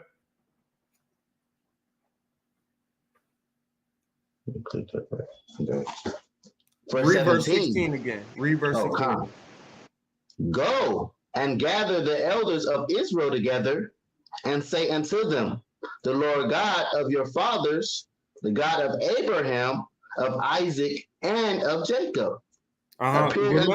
Remember to say power, King Baba Kusha. The power of Abraham, of Isaac, and of Jacob appeared unto me, saying, I have surely visited you and seen that which is done to you in Egypt.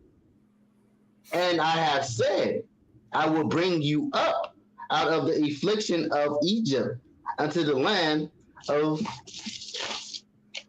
Canaanites and the Hittites and the Amorites and the Perizzites and the Hiphites and the Jebusites.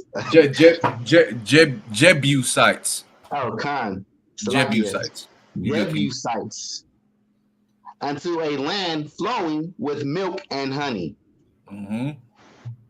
And they shall hearken to thy voice, and thou shalt come, thou and the elders of Israel, unto the king of Egypt, and ye shall say unto him, the Lord, the power of the Hebrews, hath met with us, and now let us go.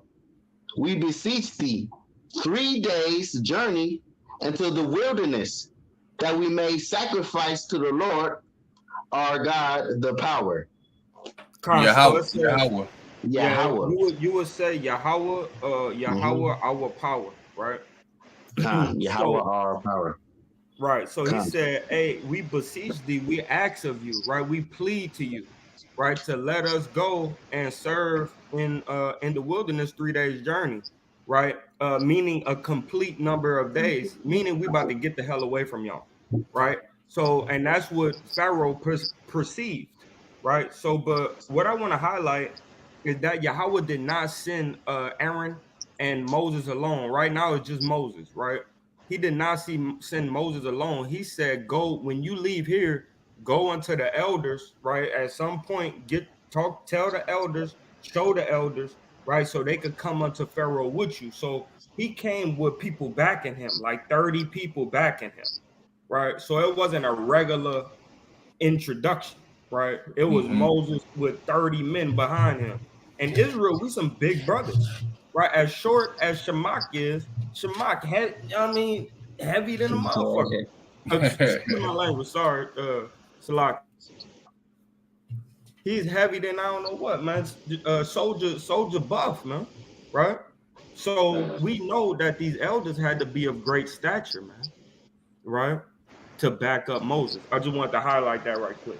I want to But make a quick point. I want to make a quick point real go. quick.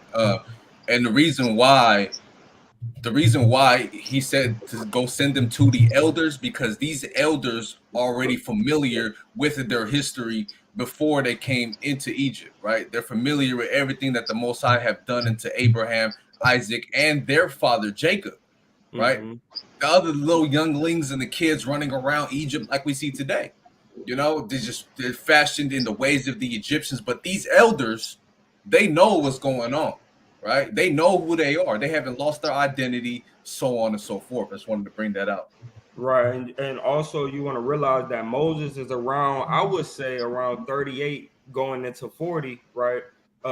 Trying to get these things to go along. I would say somewhere around in his 30s going into 40s, right? Trying to get this thing to go along, right? Because we got in the wilderness when Moses was 40, right? So it has to be that period of time climbing into that.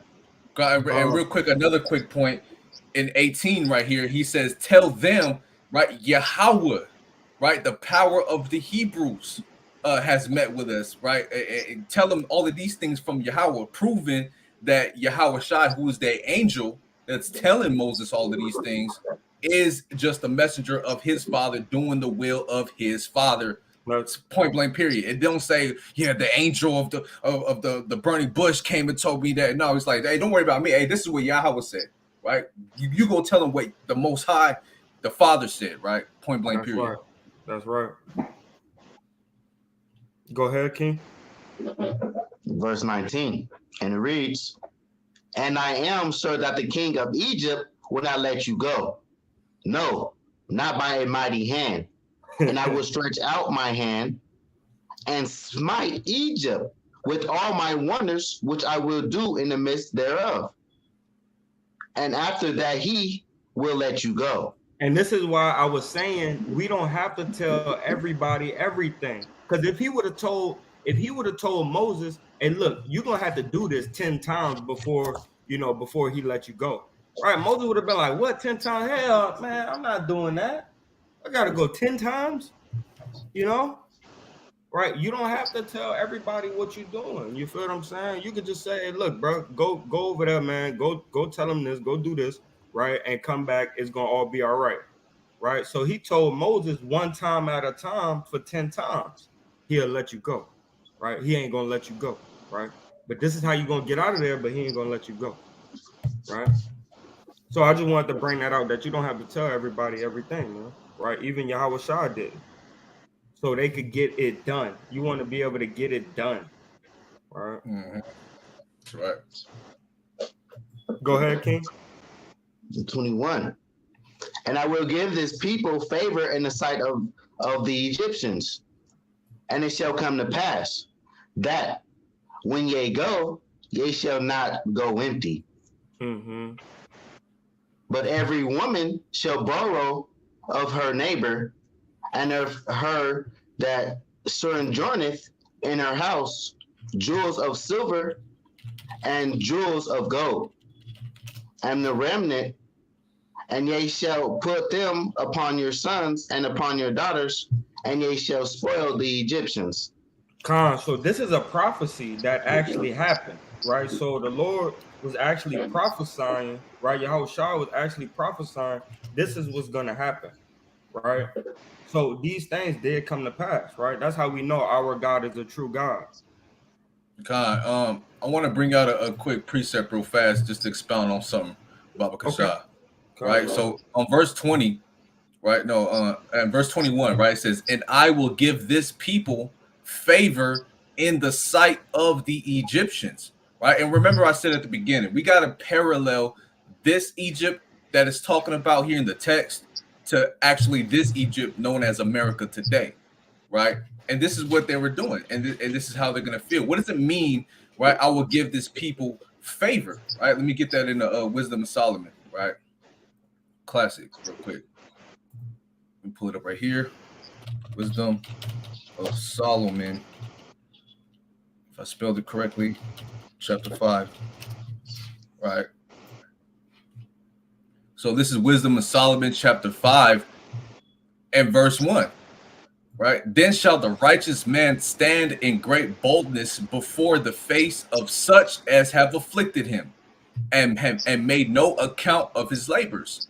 Right. So these Egyptians, they keep us afflicted. They're not saying to us, hey, look, they did enough labors. You know what I'm saying? They don't care about that, man. Keep doing more hard labors. Right. Verse 2. When they see it, they shall be troubled with terrible fear, and shall be amazed at the strangeness of his salvation, so far beyond all that they looked for. Right. So this is threefold right here. Right. This is going into Yahweh Shai, right? When he came on the scene, right? They had him in derision. They afflicted him. They counted his life madness, talking about you, the son of the Most High. Nah, I won't believe that, right? That's going, and another fold is talking about us, the children of Israel. When we go out there and teach, we God chosen people. Salvation is coming for us. They look at us with derision, right? And the same thing happened here in Egypt. They counted the lives of the Israelites madness without salvation and just hard labor and bondage, right? Watch this. And they repenting and groaning for anguish of spirit shall say within themselves, this was he whom we had sometimes in derision, and a proverb of reproach. We fools counted his life madness, right? And his end to be without honor. How is he, or in this case, the children of Israel, how are they among the children of the Most High, and his lot among the saints? See that? And this is what they're getting ready to witness. Us getting saved out of the hand of our enemies. See that? And now you.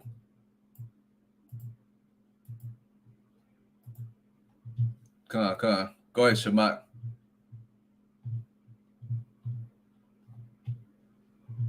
Con. Okay. You turned off your fan or something? Oh no. It's still going on, but I don't know fan on. It's just your phone. Go ahead, King. You good? Go ahead. Okay. We're on chapter 4, right? Verse No, 1. chapter 3. No, we on chapter We just 4, finished. right? The bar Yahweh will not shemai. All that Yahweh said is what we do and hear. The bar Yahweh will not Shemai. All that Yahweh says what we doing here. God, the bar Yahweh will not shemai. All that Yahweh said we would do in here.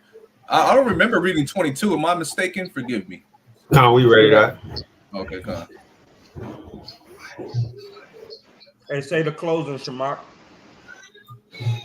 How you say it? The bar Yahweh The bar Yahweh will not shemai. will not Shemai. All that Yahweh said we will do in here.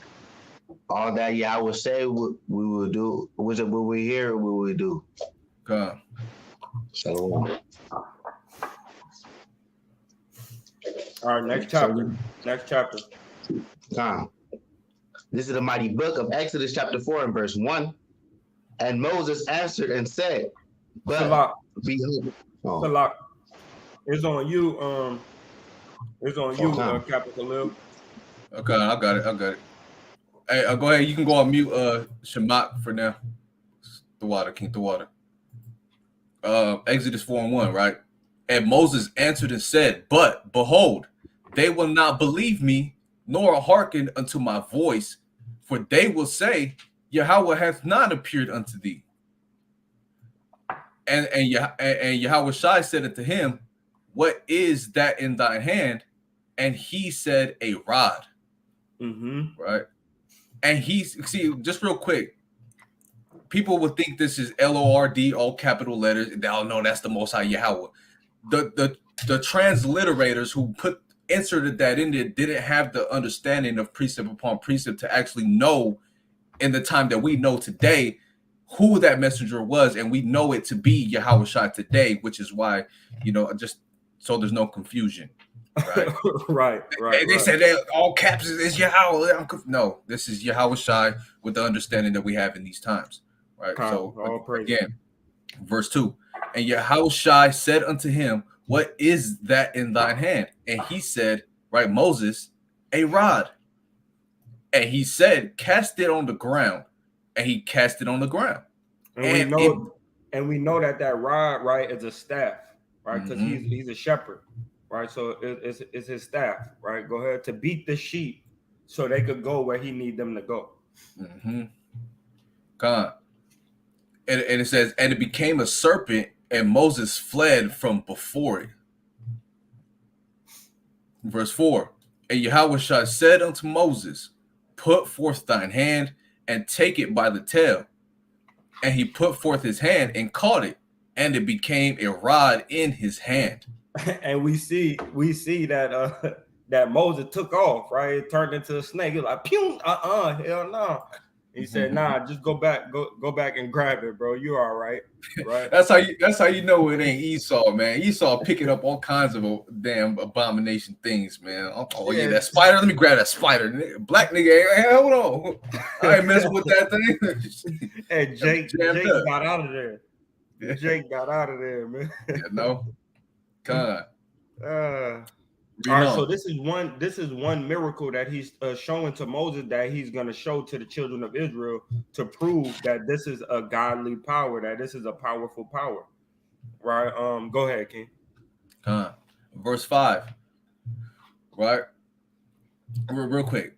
And it became a rod in his hand that they may believe that Yahweh, the power of their fathers, the power of Abraham and the power of Isaac and the power of Jacob hath appeared unto thee.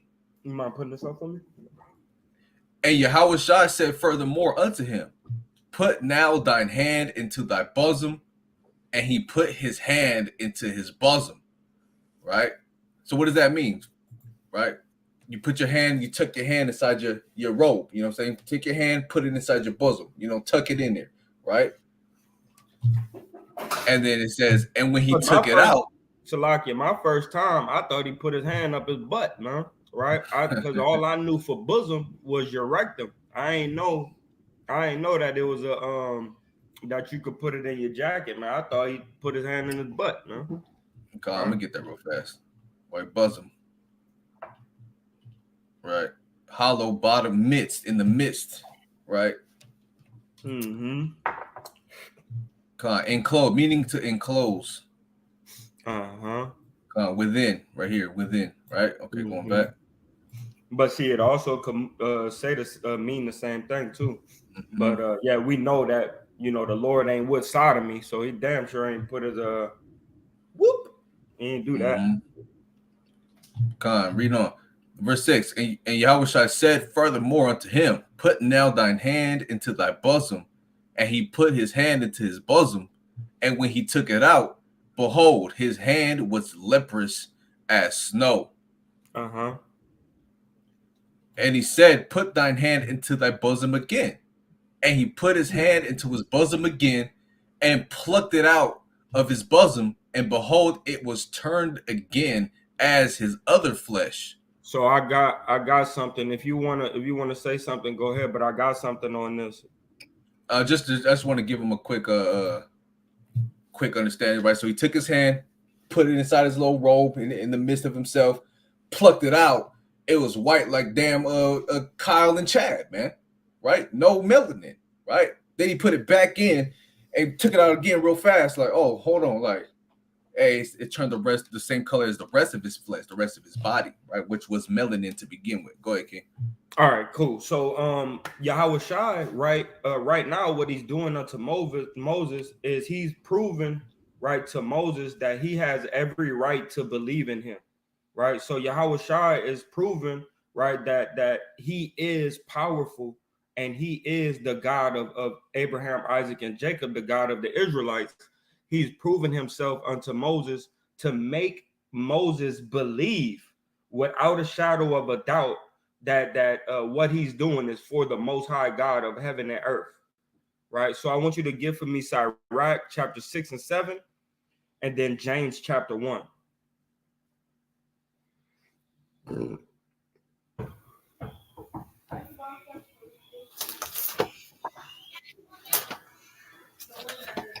Nathaniel, can you grab James chapter 1, Baba Kasha? Man, I was just gonna say I'm gonna grab James while you grab that. Okay, this is the book of Ecclesiasticus, also known as Sirach, chapter 7 and verse number chapter 6 and verse number 7. If thou wouldest get a friend, prove him first, Con. So if and you be want to not get a friend, if you want to get a friend, prove him first. That's exactly what Yahweh Shah was doing with Moses. He was proving to Moses that he was a friend, right? That way Moses could then prove that he's a friend of God. Right, read on. and be not hasty to credit him. So Yahweh Shah could have been the evil angel trying to persuade him, right, to do evil, right? So Yahweh Shah had to prove to Moses, nah, man, I'm not an evil friend. I'm a good friend. I'm that friend that's gonna be down for you, through thick and thin, man. Right? When all is come against you and everything is falling down, I'm not gonna leave you. I'm gonna be there for you, right? And he was proving himself unto Moses, right? That way he could believe, aka have faith, right? So get for me Exodus chapter 33 and 11, and then we'll go to James. Right, just to stamp it that what I'm saying to you guys is true. This is Exodus 33 and verse number 11, right?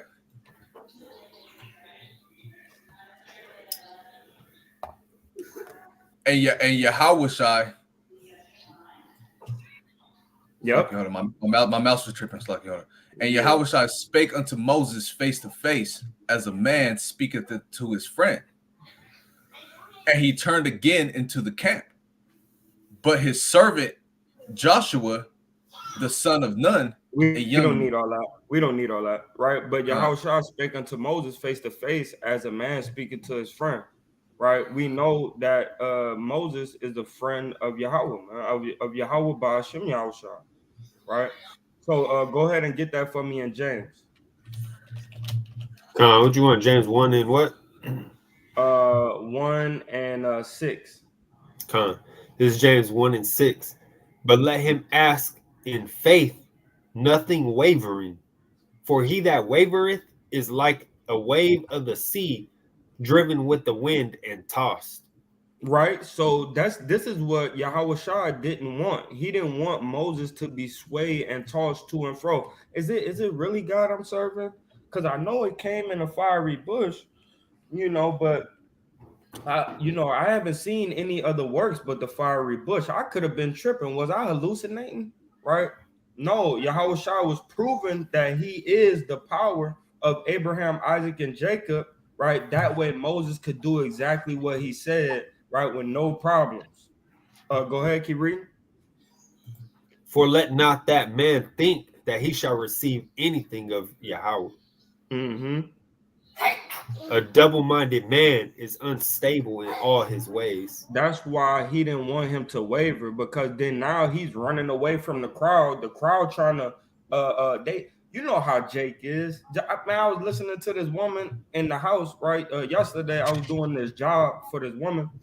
I'm hearing her, and this is a Hispanic woman, right? And she being of service, right? She's serving her husband and stuff like that. But she talking to her husband crazy than a mug. But she doing all the duties of a wife, right? Besides having a dang mouth on her, right? But we know that Jake come against a brother for saying, "Hey, nah, this is what the Lord said. This is what we got to do." Blah blah blah. Like, how the hell we believe you? Why we gonna believe you? You Moses, you the one that slayed the Egyptian, and you're always doing this and you're always doing that, right? So Moses didn't want that. How we know that you ain't lying? How we know that you ain't just see something, right? We know Jake gonna do that to Moses, right? So Yahweh Shah wanted to make sure that he was grounded, right? That he was grounded and he wasn't gonna waver when he got sent out to do these miracles. Right, but let's go back to Exodus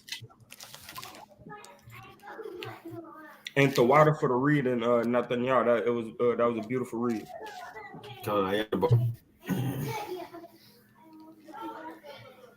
God, Exodus chapter 4 and verse number 8. And it shall come to pass, if they will not believe thee, neither hearken to the voice of the first sign, that they will believe the voice of the It shall come to pass, if they will not believe thee, neither hearken to the voice of the first sign, that they will believe the voice of the latter sign. So he said, hey, look, if they don't believe the first sign, which is throw the rod, the snake come, right? Or the second sign, right, which is to put your hand in your bosom and plug it back out, put it back in, plug it back out. If they don't listen to these, read on. Come.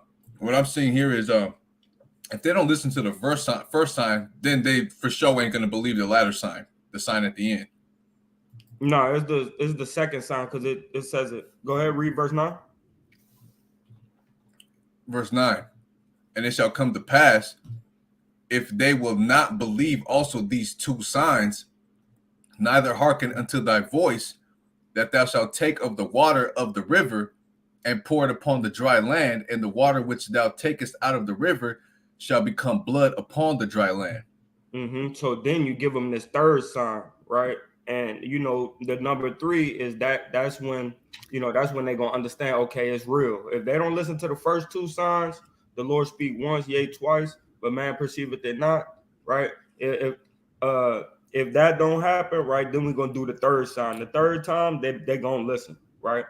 So it's gonna become dry blood, and they know it's river water because you scooped it out of the river, right? But go ahead.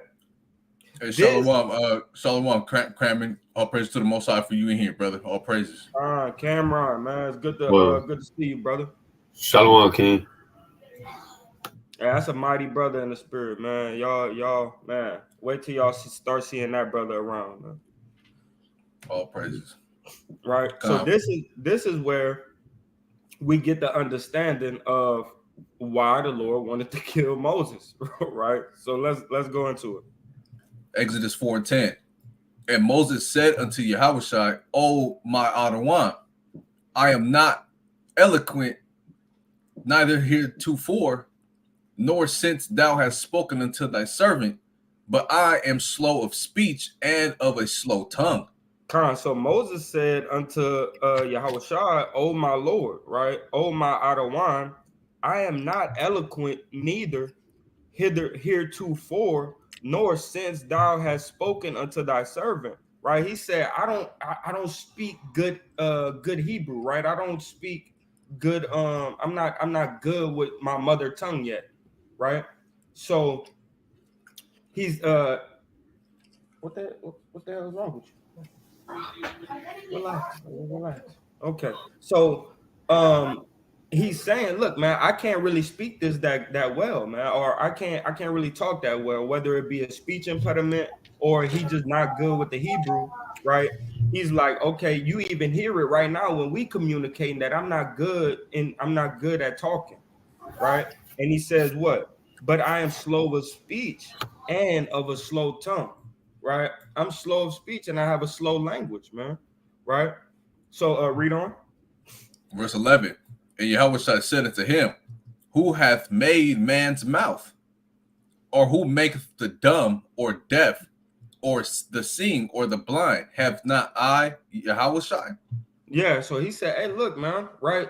Because what Moses is doing, he's making the excuse, right? In the eyes of Yahushua, that's what he's saying. You're making the excuse, man, right? Go do what I tell you to do, right? You feel what I'm saying? I told you I got your back. I'm going to show him these signs. Go do what I tell you to do, right? But watch this. Keep on going, King. Verse 12. Now therefore go, and I will be with thy mouth, and teach thee what thou shalt say. He said, go and do this, right? And I'm look, man, you ain't got to worry about it. It's gonna be coming out quick, right? You ain't gonna have to worry about it. Your tongue, I'm gonna fix your tongue, right? That's why he said, who made the deaf, who made the blind, right? Have not Yahushua, have not I, right? So I could give you a good tongue, right? Like that. Quick precept. Right? But go ahead. Proverbs 16:1 says, the preparations of the heart in man and the answer of the tongue is from Yahushua and the Most High. Why Yahushua? Mm-hmm. Right. Yep. So we know for a fact that he could have, like this, made him eloquent in his speech. Mm-hmm. Right. But Moses did something special. Right. So we're gonna keep going. Right. Verse 13. And he said, O my Adawan, send, I pray thee. Read verse 12. Read verse 12 one more time. Salakia. Verse 12. Now therefore go, and I will be with thy mouth, and teach thee what thou shalt say. And he said, O my Adawan, send, I pray thee, by the hand of him whom thou wilt send. Hey, man, he said, you send me somebody to help me, right? Because I can't do it. I know I can't do it. Look at how I'm talking to you. I cannot do it, right? Go ahead. Verse 14. And the anger of Yahushua was kindled against Moses. What it said? The anger of Yahushua was kindled against Moses. Hey, man, when the anger of the Lord is upon you, man, you feel it, right? You feel like you're going to die, right? You kind of feel it. You understand? Go ahead. And he said, is not Aaron the Levite thy brother? I know that he can speak well. And also, behold, he cometh forth to meet thee. And when he seeth thee, he will be glad in his heart. Like the brother just read in Proverbs, right? The Lord is orchestrating this whole thing. So I already know I'm sending Aaron because I'm sick of hearing you and your damn excuses, man. Okay, so I don't have to tell you again and kill your ass. I'm gonna send you Aaron. Aaron coming right now, bro. Don't worry about it. Right? But the Lord was hot because it's like that, like that. You know what I mean? I told you in verse 12. Now, therefore, go. He didn't say, ask me another question. Tell me to send somebody with you. He said, therefore, now go, and I will be with thy mouth and teach thee what thou shalt sayest. Mm-hmm. And that's the same thing he told Jeremiah, man. Right? And Jeremiah told him, hey, I'm just a child. But he said, hey, I'm gonna I'm gonna tell you what to say, man. Don't even worry about it. I'm gonna put my words in your mouth, and you go. And after that, Jeremiah, he didn't try to go back and forth with it, man. Hey, that's a child, man. He like, okay, bet you gonna tell me what to say. I'm Let's going. get it. Yeah. But Moses was different. Moses was different. Yeah. He was super duper humble, man. Super Mhm. duper humble. And like I was telling Captain Khalil earlier, I get irritated with people that's super humble, right? You get on my nerves when you super humble because I'm telling you, like this brother. He get on my nerves when nah, man, why you gonna give me money? You might need it later on. Take the money. Nah, but you can use it though, brother. I'm saying, if you don't take this damn money, right? so I know what Yahweh Shai is feeling right now because of this young brother. All right, go ahead. God. That's that. I insist. No, I insist. No, I insist. No, I insist. I told you, man. I insist first. Stop. God, verse 15, right? And thou shalt speak unto him and put words in his mouth. It's like, hold on. God, real quick. And when he seeth thee, he will be glad in his heart. Talking about Aaron meeting Moses, right? Verse 15. And thou shalt speak unto him and put words in his mouth, and I will be with thy mouth and with his mouth, and will teach you what ye shall do. Yeah, so he just said, so the same way Yahweh Shai was gonna be for him in verse 12, he said, I'm gonna make you be what I am to you. I'm gonna make you be that to Aaron. If y'all understand what I'm saying. Did I lose anybody with what I just said? I might could make it a little bit simple. No, he's gonna put words in Moses' house to talk to Aaron, but at the same time, he's gonna be with Aaron's mouth at the same time. No, that ain't what I was saying. I was saying in verse 12, he said, therefore go, I will be with thy mouth and teach what thou shalt say. And then in verse 15, it says, and thou shalt speak unto him, unto Aaron, and put words in his mouth. So just like Yahushua was going to put words into Moses' mouth so he could tell the people, he said, I'm going to speak through you to Aaron, and then Aaron going to have the words of your mouth and give it to the people. Right, that's what I was saying. I don't know, that might be a little bit confusing, but that's what I was saying. Is that now Moses is right? Finish reading because it's gonna say what I'm saying. Finish Verse reading. 16, and he shall be thy spokesman unto the people, and he shall be to thee instead of a mouth. And instead of a mouth, like Moses was supposed to be in the stead of a mouth to Yahweh Shai. Keep reading. And thou shalt be to him instead of a power. And you gonna be like I am to you. Like y'all understand the order I'm talking about. Go ahead. Let me get that in the NLT real fast, just for the people, so they ain't confused. Slucky. Because sometimes when you slow this thing down and you really read into the text, man, I mean, some people overthrow themselves, right? But I just like to get a little deep inside of these scriptures, right? So, because he said what? He said, if you don't diligently, right? Verse 15. Do these commandments. Water. You know what I mean? If you don't diligently do these commandments, right, which means to observe closely, right, then I'm gonna put curses on you. So I like to go diligently into these things.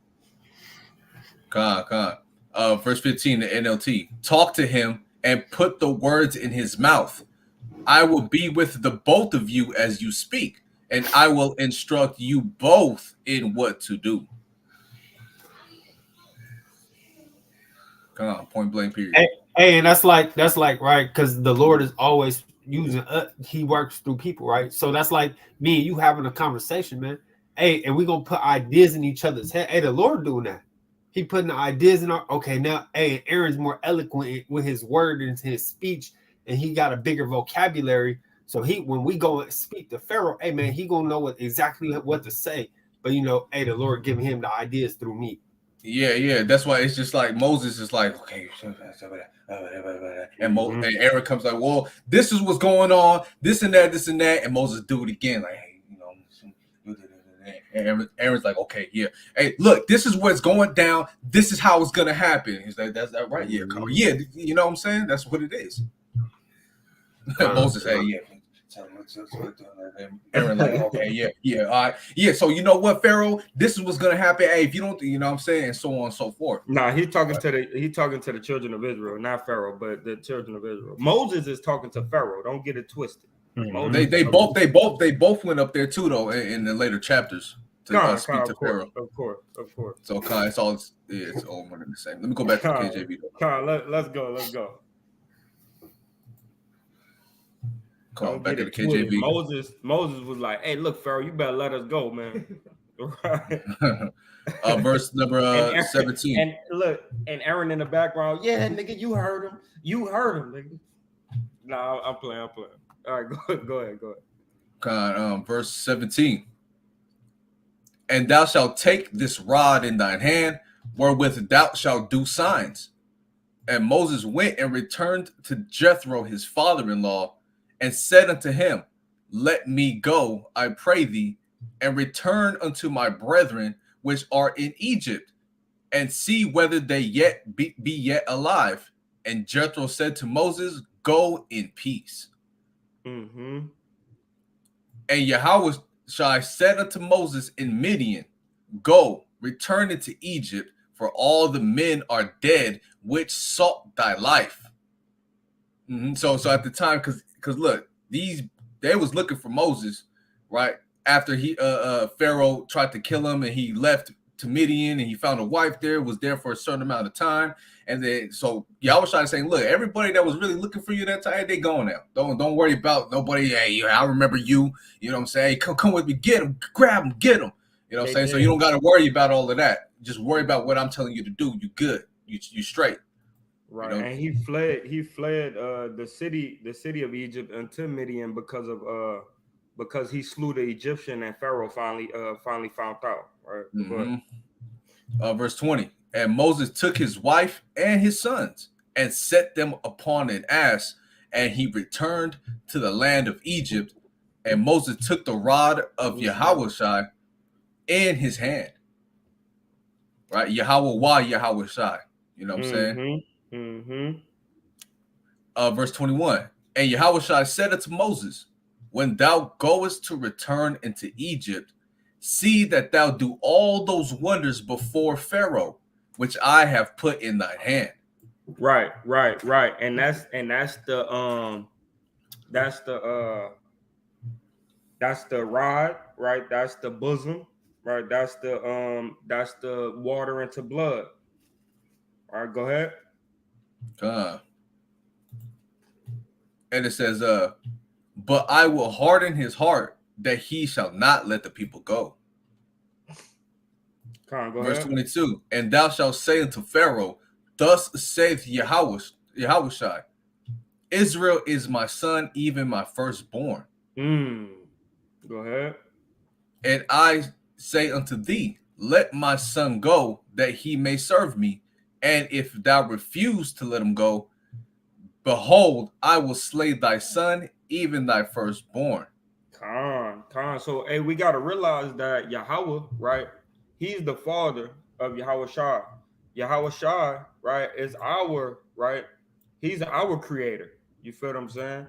Ultimately, Yahweh made both Yahweh Shai and us, right? But we're the firstborn under Yahweh Shai, right? The first thing that he thought about anointing, right, and making his own, just like Yahweh thought about Yahweh Shai and made him his own.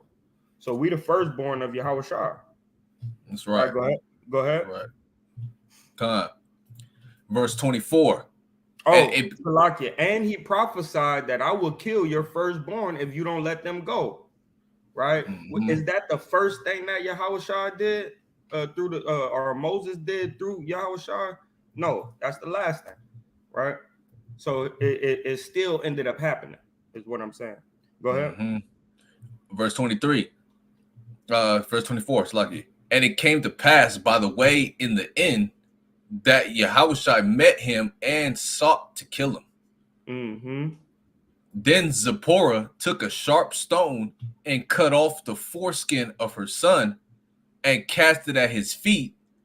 and said, "Surely a bloody husband art thou to me." Go ahead. So he let him go. Then she said, "A bloody husband thou art because of the circumcision." So hey man, you like so what we read is the Most High, right? Well, Yahushua, right, telling them, hey, look, man, you're not listening, bro. You know, and if you ever listen to your dad, right? Your dad kind of or let's say you at school, right, and you throw a spitball at the teacher, right? You chunk a spitball at the teacher, right? And the teacher call your daddy or your mama, and they're like, "Hey, look, your son, he did a spitball at the teacher, right?" And you on your way home on the bus, you see your mom outside the window. Damn, she gonna kill me when I get in there, right? So so Moses is listening to Yahushua, how frustrated he getting. He like, man, he tried to kill me. You feel what I'm saying? Like he was like, it felt like he was gonna kill me, right? But we know that Yahushua wasn't gonna kill Moses. So when he got away from got away from Yahushua, he was like, hey, look, man, get everything right in the house. If things is out of order, get these things in order. One of the things was out of order is that Gershon, he wasn't yet circumcised, right? So it was like before the Most High, jam me up, go ahead and get that done, right? And anything else in here that might be out of order, get these things done, man. Because Yahushua, he just like he's scared the crap out of me. You feel what I'm saying? So we got to understand that just like in Revelation, it says that Yahushua's voice is like the sound of many waters, right? You have people that catch a heart attack, man. If somebody clap behind their head, to without them knowing, man, right? So the Lord, right, he was speaking so forceful that it felt like he was gonna kill Moses if he ain't shut the hell up and did what he told him. Right. Basically, yeah, you about to do all of this to Egypt? I better do what I need to do. For real. All right, verse 27. And Yahushua said unto Aaron, "Go into the wilderness to meet Moses." And he went and met him in the mount of the Most High and kissed him. And this was the same time, the same token. He said what? He said verse 14, right? This the same time he was talking to him where Moses, felt like Yahushua about to kill him, right? Because when we read 27 and 14, that's the same account. Your brother is coming over to chill with you, to come, and he gonna kiss you, right? Mm-hmm. He gonna and he said he gonna be glad, right, when he see you. That's Right. right. So this verifies, what we went through this morning, Captain Khalil. That's right. Real quick, peace and blessings again to everybody still hanging tight with us in this chat, right? All praises to the Most High. May the Most High have favor upon you. If you do me a favor, like, share, subscribe to this, man. Let's help push this algorithm through the YouTube feed, man. Get more people edified through the spirit of the Most High, man. So subscribe to K.O.Y Dallas Israelites, man. Subscribe to the family, man. Con. Yeah, so just searching your chat, your search K.O.Y Israelites Dallas, right? That's the our newest camp. We trying to help push them brothers out there through the spirit, so we all be on one accord, man. Each one teach one, each one help one, man. It's for the brotherhood, man. All praises. All right, Con, let me put this down real quick, Slucky. Hey, real fast. I just a touch. I don't know. I had to use Russian real quick, but I know how he was talking about how Yahweh tried to kill Moses because of his disobedience, right? I had a precept for that. Not disobedience, but exhaustive excuses. I got a precept, right? Ecclesiasticus 19 and 21. Let me get that.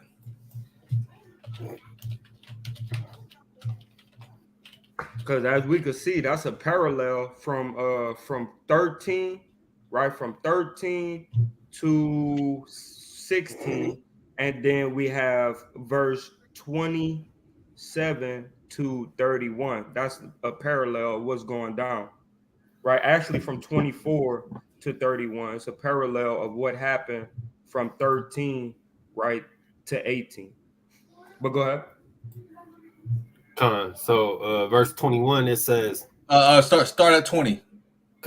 Verse 20, the fear of Yahweh is all wisdom, and in all wisdom is the performance of the law and the knowledge of his omnipotency.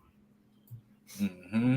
Right? If a servant say to his master, I will not do as it pleaseth thee, though afterward he do it, he angereth him that nourisheth him. That's a good precept. Right.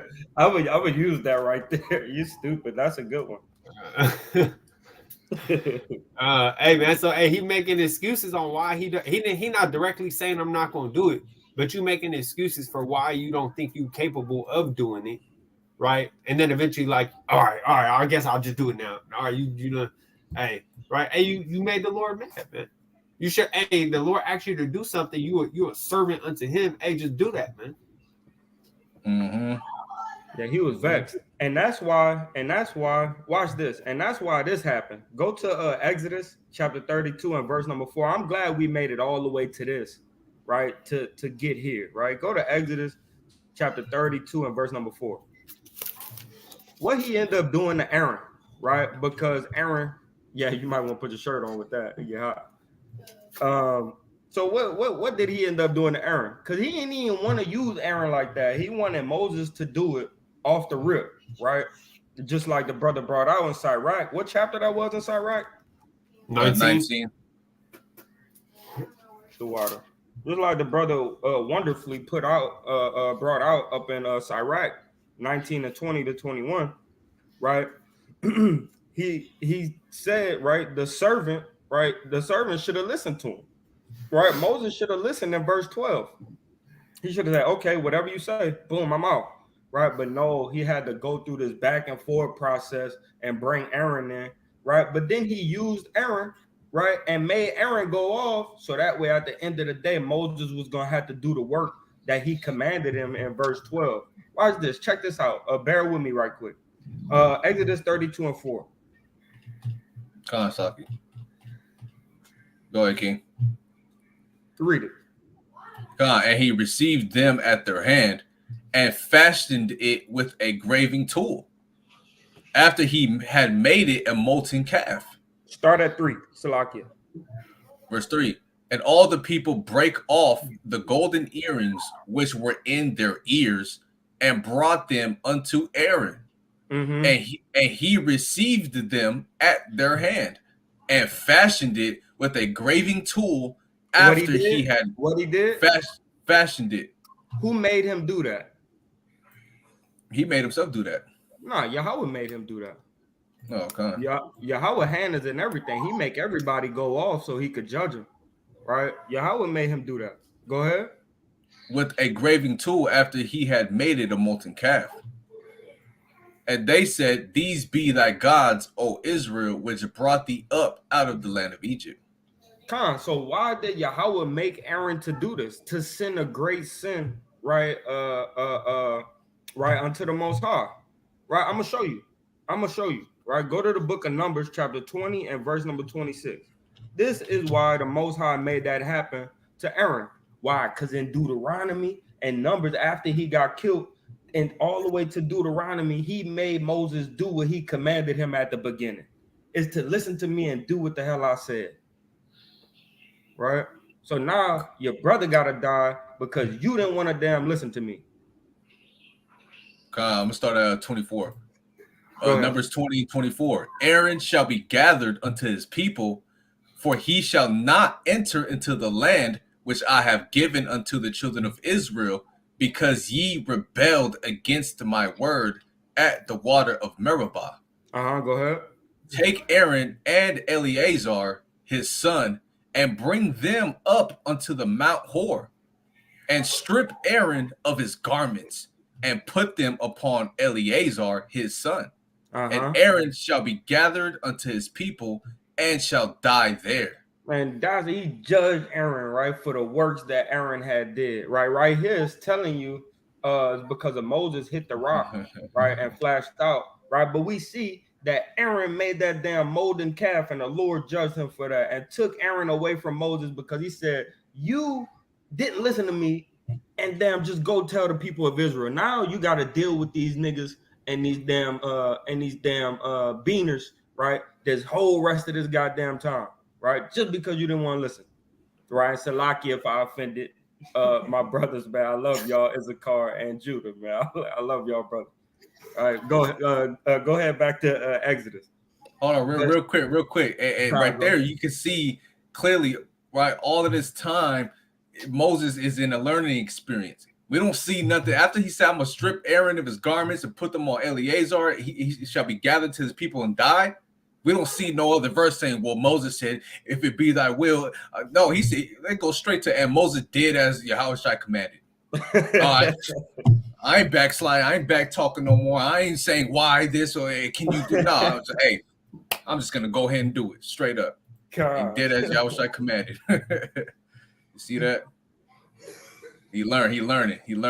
Yeah, he proven his friend. You understand? Yeah. Oh man, that's funny. Where we at? We have verse 29. 29. Yeah, I'll start at verse 28.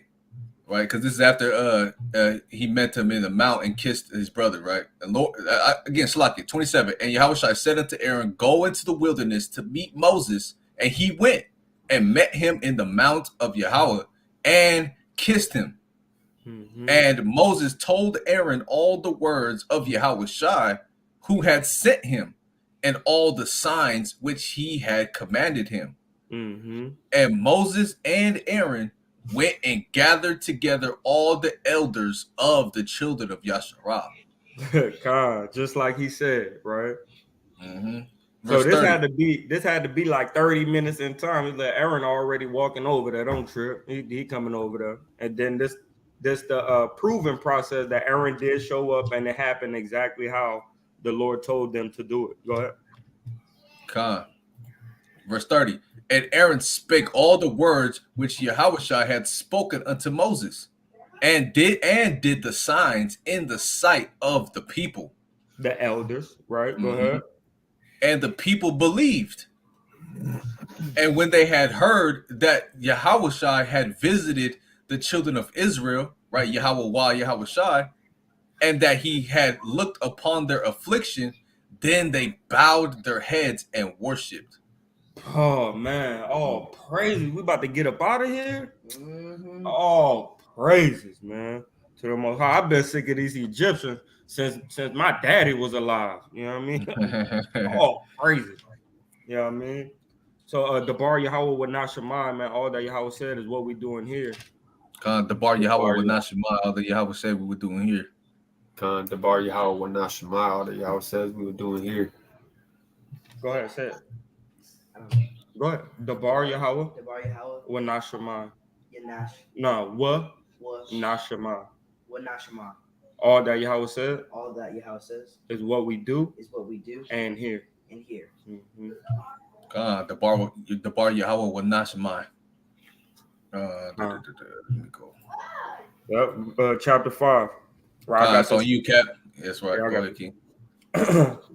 And afterward, and I want you to pause and do whatever you need to do. You too, Natanaya. Go ahead and let me know when to stop. Go ahead and do your thing. I'm passing the baton. All right, go ahead. Yeah. All right. So Exodus chapter 5 and verse number 1. And afterward, Moses and Aaron went and told Pharaoh, thus saith Yahweh, the power of Israel, let my people go, that they may hold a feast unto me in the wilderness. Mm-hmm. And Pharaoh said, who is Yahushua, that I should obey his voice to let Israel go? I know not. Go ahead. Finish that. I know not Yahushua, nor Yahweh. Neither will I let Israel go. And he said that with an attitude. Who's this guy? Man, I got my own gods that I worship. Why should I bow down to somebody I don't know? I don't worship him. I'm worshiping this damn statue, whatever his name is. Like, who the hell is this dude? Who do you think he is? That I should let Israel go. Hey, he talking to his man. I was like, you hear this? You hear these niggas, man? Whoever his name is. They're all scoffing and having them in derision, man. Go ahead. Khan, you have something, Nathaniel?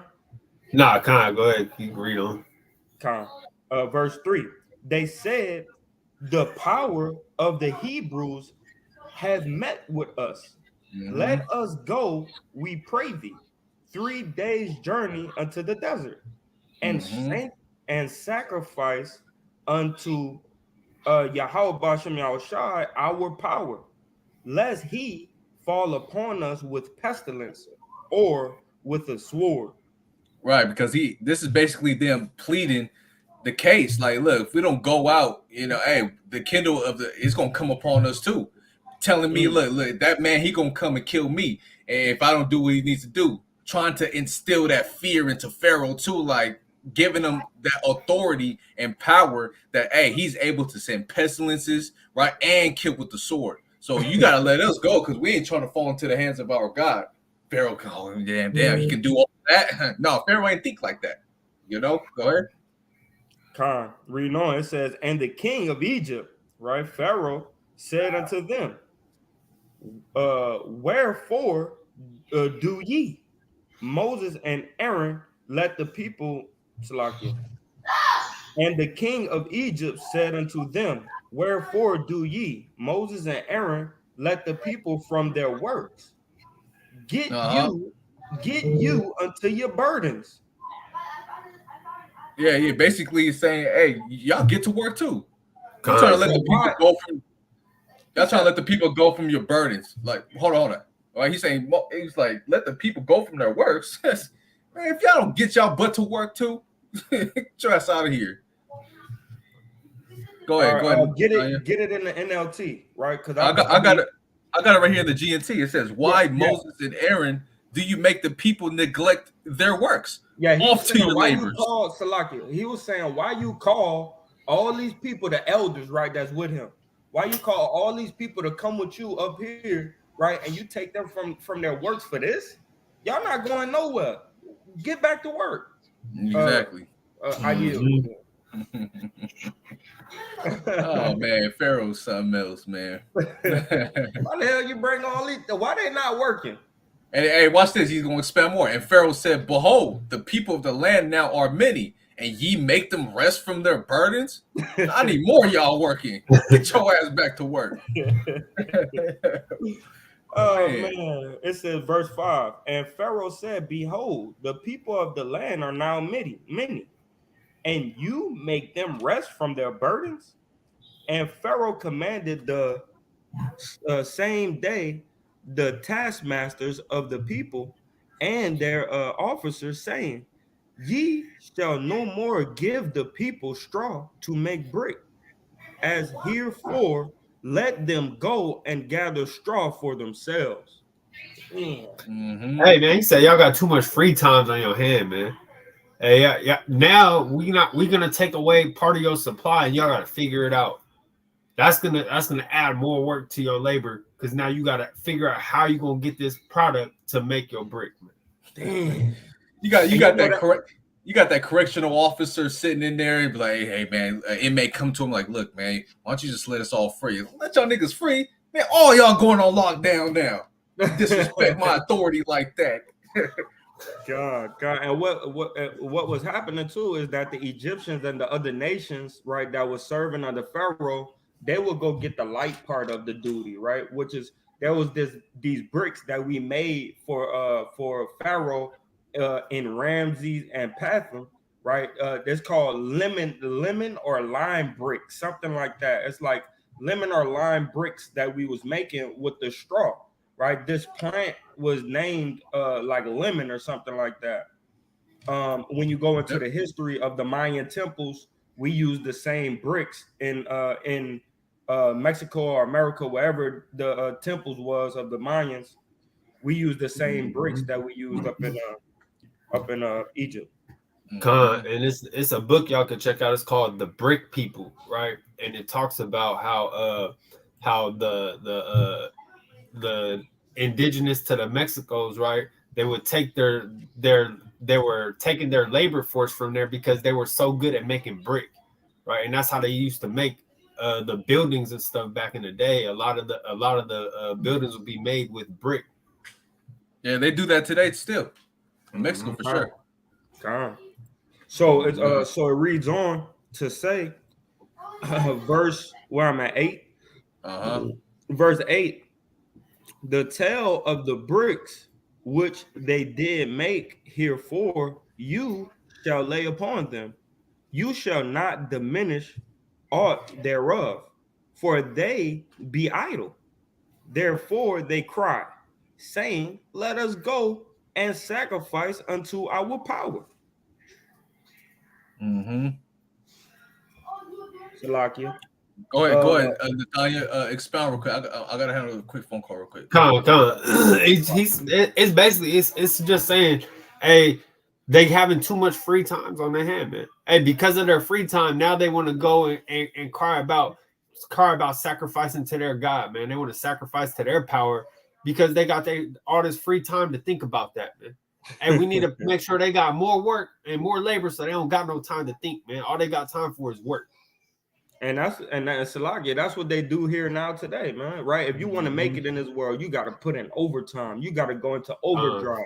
You got to work 7 days a week, 80 hours a day to make it in America, man. Right? And they make it sound good. Yeah, I put in 80 hours this week, man. I pay all my bills. I got the car note, I got the this, I got the that. But you never reading, you never praying, you never prophesying, you never looking up history, going into the future prophecies that's gonna come to pass, right? Because you all jammed up with work trying to make it in America, man. They do it right here, right now, today. It's the same way. Instead of having taskmasters, they now say, pull yourself up by your bootstraps. Everybody could make it in America, right? And now you just working for 10 years to be able to finally have a business, right? But meanwhile, you have neglected the duty that the Lord entrusted you with for 10 years, man. And that's what they want, man. Right? They want nothing but obedient workers, man. People who not and if you don't got no wisdom or understanding, you're not gonna question nothing, man. You're gonna go along with everything like it's fine and dandy and it's normal, man. Right? Because that's all they want you to know is your work, man. Hey, I know how to make back then. Hey, I know how to make the perfect brick.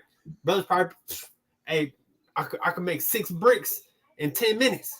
You know what I'm saying? Hey, and that's how brothers are nowadays, man. Right? Hey, I could lay this roof in. Hey, I could build a whole house in a day, man. Hey, let's get this thing built. Boom, boom, boom, boom, boom. Right? Man. Hey, brothers is so smart when it comes to their work, their craft, right? But outside of that, they don't got no type of understanding, man. They don't got no understanding of the things going on in the world, man. Of the current events. They don't got no understanding of who their God truly is, right? They don't have no understanding on the difference between good and evil, man. Right? Man. Everything is just based on their own feelings and their own opinions because they don't have no true wisdom, no true knowledge, right? Because they don't take the time to get that, right? That's like the book of Ecclesiastic is, right, real quick. I know Khalil stepped away, so I'm gonna just read it. Go ahead. Right. Ecclesiastic is 38 and Salakia, I know it's in 38. Right, 38 and 25. How can he get wisdom that holdeth the plow, and that glorieth in the goad, that driveth oxen, and is occupied in their labors, and whose talk is of bullocks? Hey, man, how can you get wisdom when all you talk about is your work, man? All you talk about is how to make more money, right? All you know is it, and all you focused on, and all your time and energy goes into your work ethic and making more money. How are you supposed to obtain wisdom that way, man? Right? One verse ahead, right? It says, verse 24, right? The wisdom of a learned man cometh by opportunity of leisure, and he that have little business shall become wise, right? So what we do with the little time that we do have, because obviously we're not telling you, hey, just quit your jobs, man, right? Everybody got to provide for their family, right? But don't let that overcome you to where you're not doing nothing else except providing, right? What you do with your free time is what's gonna make you wise or make you a fool, right? And we don't want brothers to be fools out here, man. Right? Make sure you take some of that free time and actually dedicate it to studying. Con. Let's keep on going. Con. Exodus chapter 5 and verse number 11. Go ye get you straw where you can find it, and yet not aught of your work shall be diminished. So the people were scattered abroad throughout all the land of Egypt to gather stubble instead of straw. And the taskmasters hastened them, saying, fulfill your works, your daily task, as when there was straw. Hey man, they said, hey, get your task done, but we're not about to take away from none of your daily tasks just because you got to gather straw now. You still got to get the same things done that you had to get done yesterday, but now you have to go and get that straw. Man. That's And right. verse number 14 reads, and the officers, right, or the priest, right, and the officers of the children of Israel, which Pharaoh's taskmasters had set over them, were beaten and demanded, wherefore have ye not fulfilled your task in making brick, both yesterday and today, as heretofore? Yeah, they beating them. They beating them. See, that's a part of that hard bondage, man, and that's a part of that's a part of what we was doing in the cotton field as well, man. The same thing, right? So they getting mad and vexed. Why aren't y'all making the same bricks as you did yesterday? Keep working. Hey, man, that's heavy rigor right there. And you know why? It's because he perceived that we wasn't working hard when the Lord came talk to Moses, right? He perceived that. That's a assumptions, right? Assumptions is evil, right? To think, oh, she still ain't home today. I don't know what the hell this woman doing. She over here, she over there. Can you get that, please? She over here, she over there. I don't know where this woman at, or where my husband at. He wasn't home all night. He must have got him another wife, right? All these different things, right? But that's exactly what happened with Pharaoh. Pharaoh was like, oh no, he talking about going see their God. Nah, they got too much idle time. But we was working hard, building the bricks and stuff. Look at Issachar. Issachar don't work light.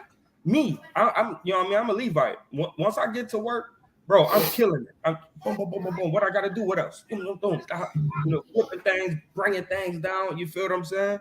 So we know that the brothers was working, but to him they wasn't doing anything. So now they can't fulfill the task that you had them doing, which is making the brick, right? Because you put extra burdens on them for no reason, right? But go ahead. Oh, my bad. I'm reading. My bad. It says, where Salakia, verse 14 again. And the officers of the children of Israel, which Pharaoh's taskmasters had set over them, were beaten. So our priests, the people that was over us, was beaten, right? And it says, and demanded, wherefore have ye not fulfilled your work? My bad. It could be another nation, right? That's lucky. We were beaten by the taskmasters that he has set over us.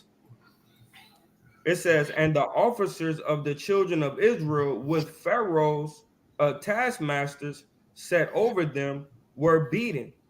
And the officers of the children of Israel, which Pharaoh's taskmasters set over them, were beaten. Con. And demanded, wherefore have ye not fulfilled your task, making brick both yesterday and today, as heretofore? Yeah, Then again, you were slacking. You was right, King. The our own, because they had set certain of our own people to Above us. be over us as well. Managers, assistant managers, hey, shit like that. Because let me read in the Then, GNT real fast, just for the people. It says the Egyptian slave drivers beat the Israelite foremen, whom they had put in charge of the work. They demanded, "Why aren't you people making the same number of bricks that you made before?"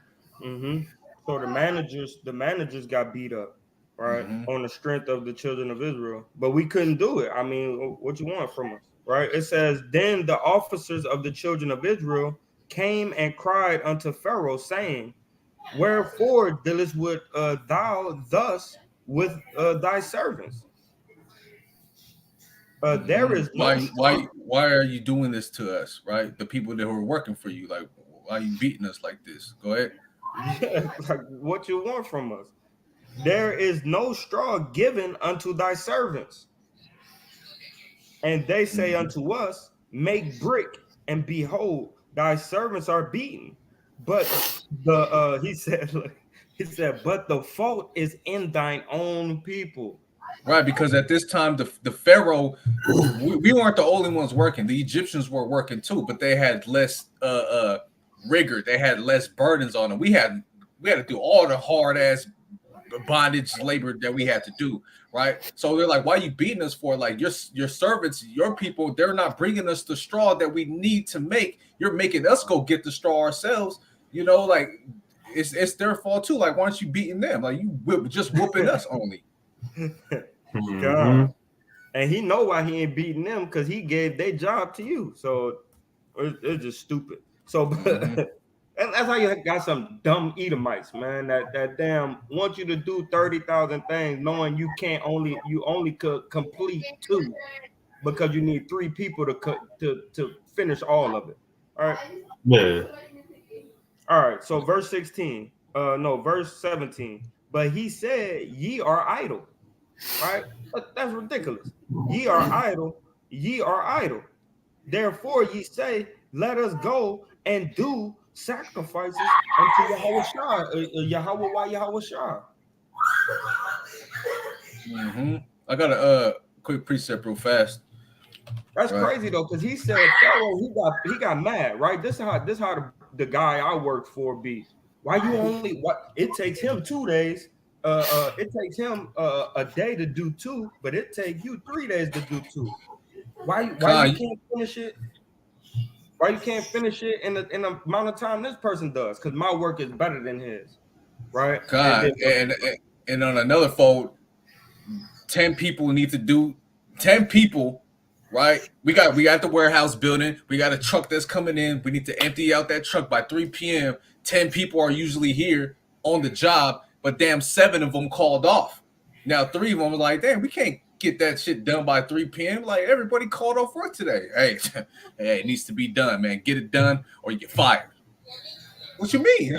What you mean on fire? Like, hey, you know, you should have let them get that vacation time. You should have told them, hey, we need this work done, then I'll let you guys go home. But you let them go home at damn 10 a.m.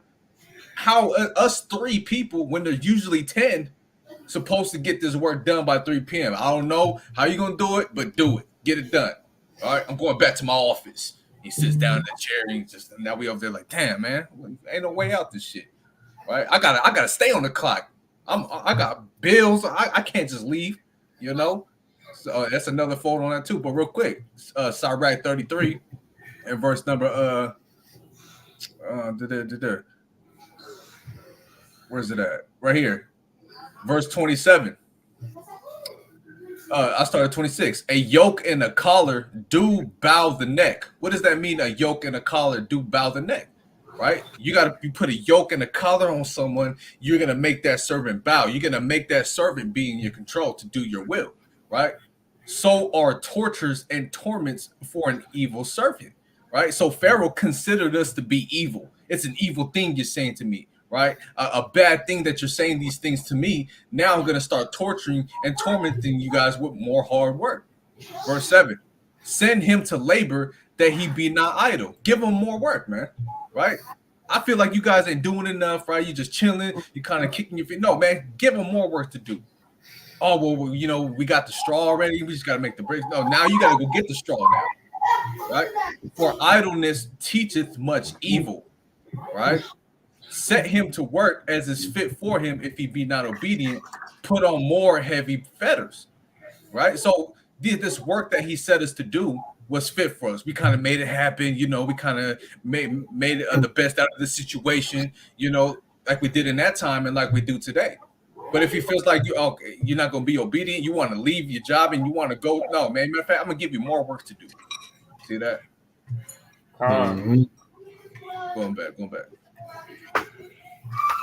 And who got a playground in their backyard? Yes, your playground. Oh, that's me, probably Salakia. That's those babies, man, cutting up.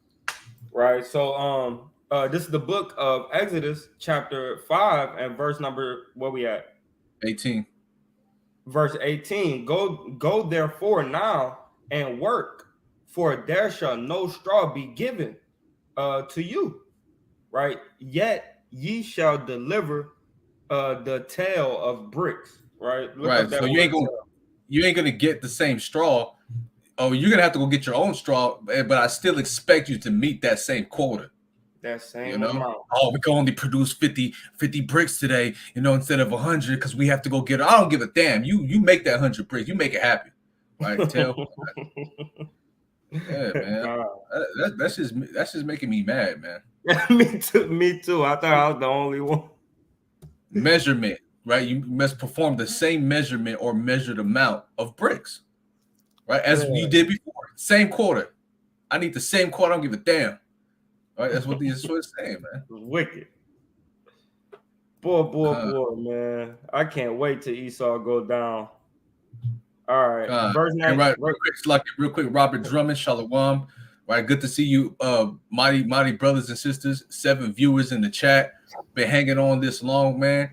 You know what I'm saying? Hey, peace and blessings to y'all, man. Make sure y'all tap that like button and go check out K.O.Y Israelites Dallas, right? Our new brothers camp out there, man. Keep putting this work in. All praise to the Most High. That's right, man. Surprisingly, man, we still got brothers and sisters in the chat, man. Usually when we go over the law, I think it maybe the spirit is out right now. You feel what I'm saying? The spirit is just flowing out there right now, man, having people stay on the video, man. Yeah, because they can relate to this, man. Again, real quick, what we're reading here in the account of what happened to our people in Egypt, hard bondage, hard labor, right? Being subjected to the system is the same thing that's happening here to America. So you got to kind of parallel these two things together, right? There's nothing new under the sun. Not you. Con. Go ahead. You want me to read? Yeah, All right. So it says, verse 19 in Exodus chapter 5, verse 19, and the rulers, Salakia, and the officers of the children of Israel did see that they were in an evil case. After it was said, ye shall not minish or diminish aught from your bricks of your daily task. Mm-hmm. And they met Moses and Aaron, who stood in the way as they came forth from Pharaoh. So Moses and Aaron are walking in through Pharaoh's doors as you got Israelites pleading with him, like, hey, why are you doing this? And as they were, oh man, he ain't gonna let it happen, man. We stuck in this case, man. This is an evil case, right? We got to deal with it, man. He ain't letting off, right? So they started to walk out, and then as they started to walk out after trying to plead with Pharaoh, why are you doing this to us? They see Moses and Aaron coming in through the doors, right? Go ahead, King.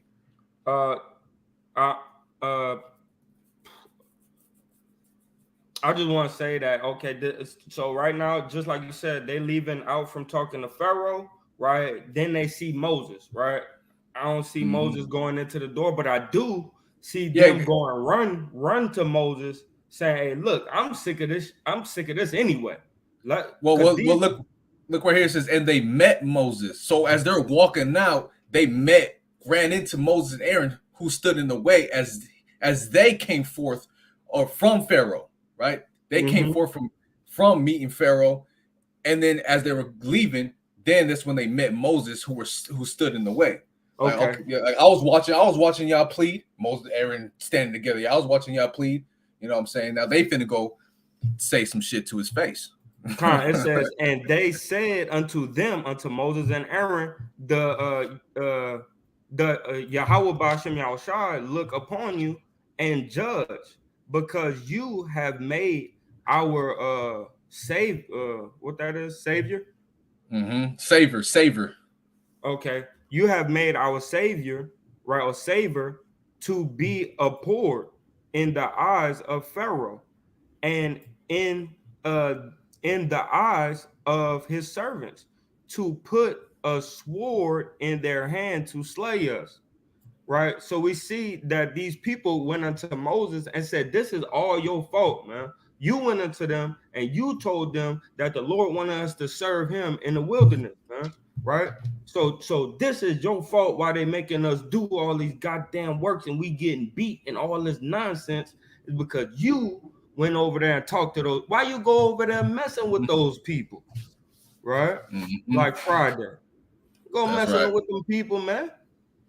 Right? So like I said, they caught Moses right out, out and about, right, and went up to Moses saying, "Look, bro, like this your fault." And Mm-hmm. Moses returned unto Yahushua and said, "Lord, out of wine, wherefore hast thou so evil entreated this people? Why is it that thou hast sent me?" Right? Because now Moses is vexed, man. Right? He's like, damn, bro, like they're beating up on me, man. All I did was do what you told me to do. And why you, because I know your hand is in everything, why you allowing these people to beat up on the children of Israel? I'm not understanding. Right? So it's really deep, man. What's going on right here, man? And what Moses is doing as well as what, because they went plead to Moses. Moses, why you did this to me? And then Moses like, damn God, why you, Yahushua, why you what's going on, Vex, man? vexation upon vexation. Yeah, help a brother out, man. Help a brother out. All right, so it says verse 23, for since since since I came to Pharaoh to speak in thy name, Yahweh, right?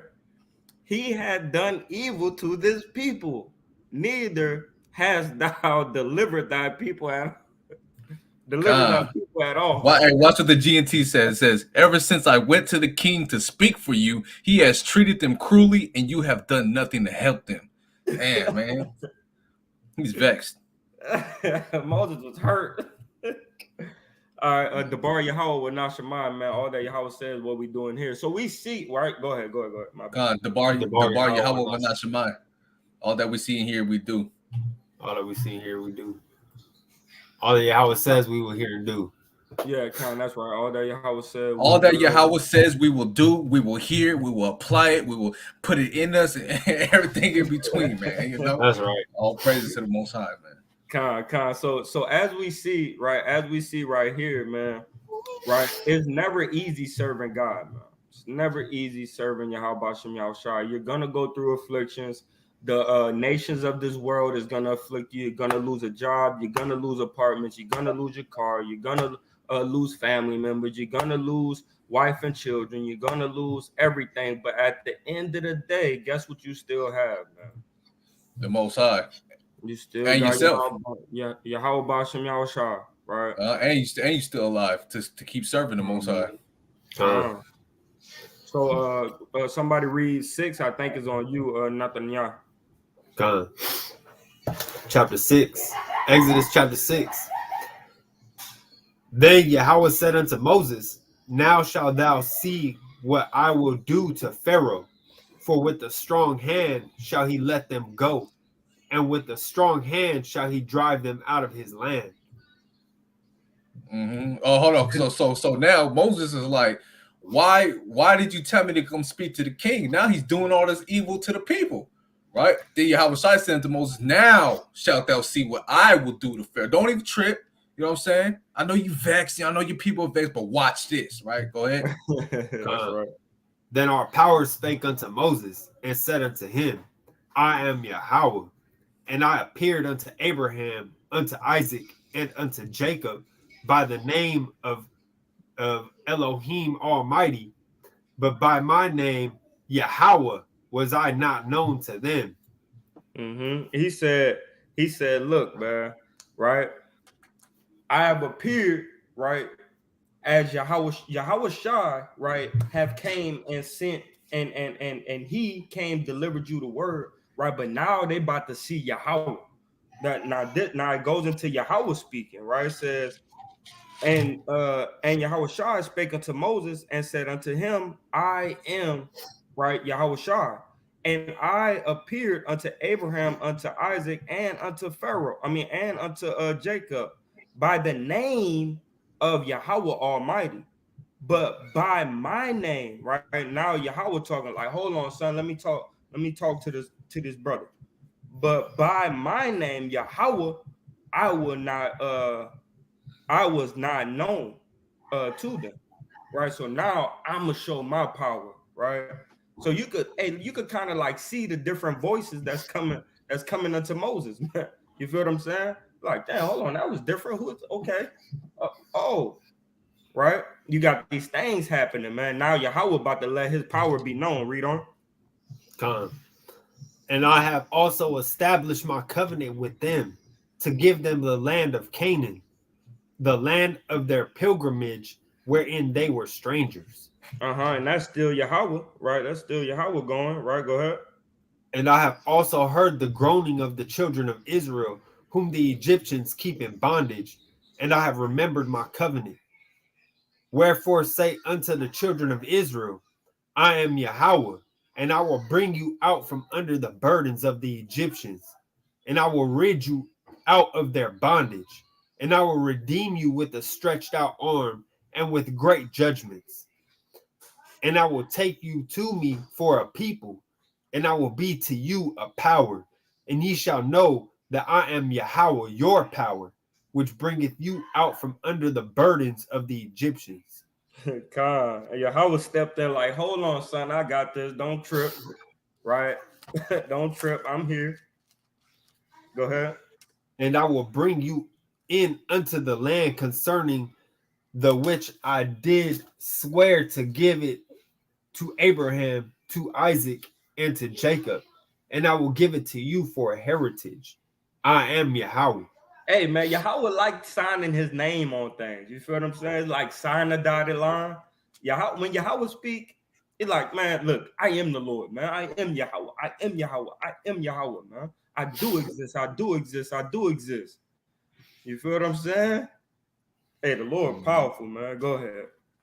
And Moses spake so unto the children of Israel, but they hearkened not unto Moses, for anguish of spirit and for cruel bondage.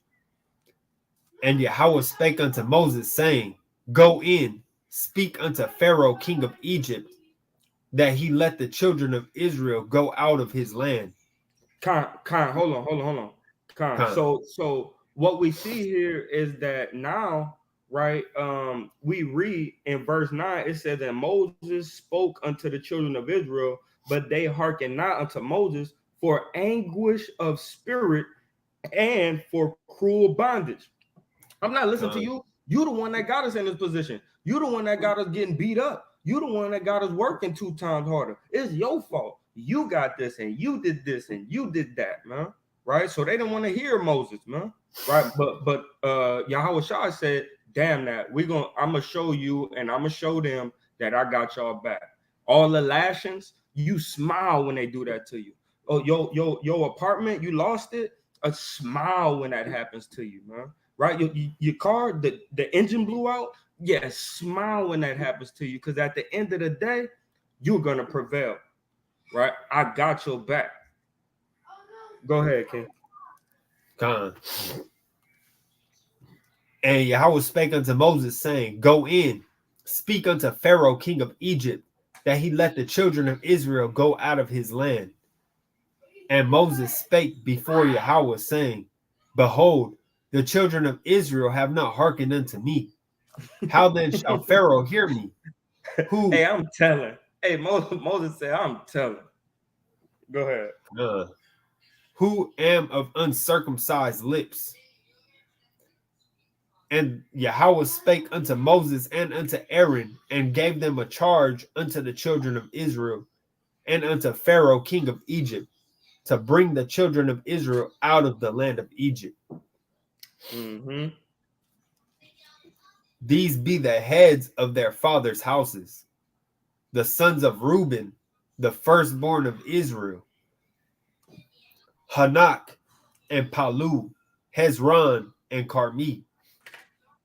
These be the families of Reuben, and the sons of Simeon, Lemuel. That's what that's saying yours In the G and T or in my Bible? in your Bible in the GNT or the Bible. Jemuel. Yeah, it would be a J. Khan, it shows his eye on mine. Khan, Yeah, mine too. Khan, and Jamin, and Ohad, and Jakin, and Zohar, and Shaul, the son of Canaan, of a Canaanitish woman.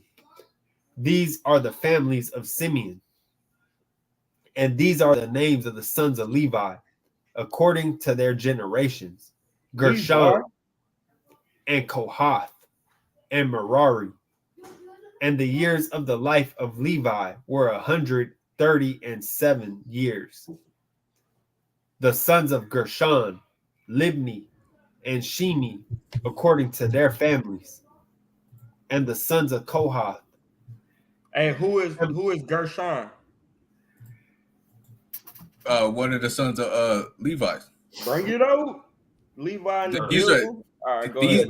these three brothers have a mighty duty in the book of Numbers, man, and the tabernacle service, man. But God. go ahead, hey, real quick, it's I sounds right, Libni and Shimei. Right? Go ahead, King. And the sons of Kohath, Amram, Amram, and Izar, and Hebron, and Uziel. And the years of the life of Kohath were 133 years. And who's Kohath? Who he the son of? These are the Aaron. sons of Levi. Yeah, sons of Aaron. Yeah, these are the Gershon, Kohath, and Merari are the sons of Aaron, the generations of Aaron. Yeah, but the sons of Levi, you're right. I was just making sure that Nathaniel was still following along. Yeah, Khan. Go ahead. And the sons of Merari, Mahali, and Mushai. These are the families of Levi according to their generations. And Amram took Jochebed, his father's sister, to wife, and she bare him Aaron and Moses. And the years of the life of Amram were 137 years. And the sons of Izar, Korah, and Nepeg, and Zikri, the sons of Uziel, Mishael, and Elzaphan, and Zithri.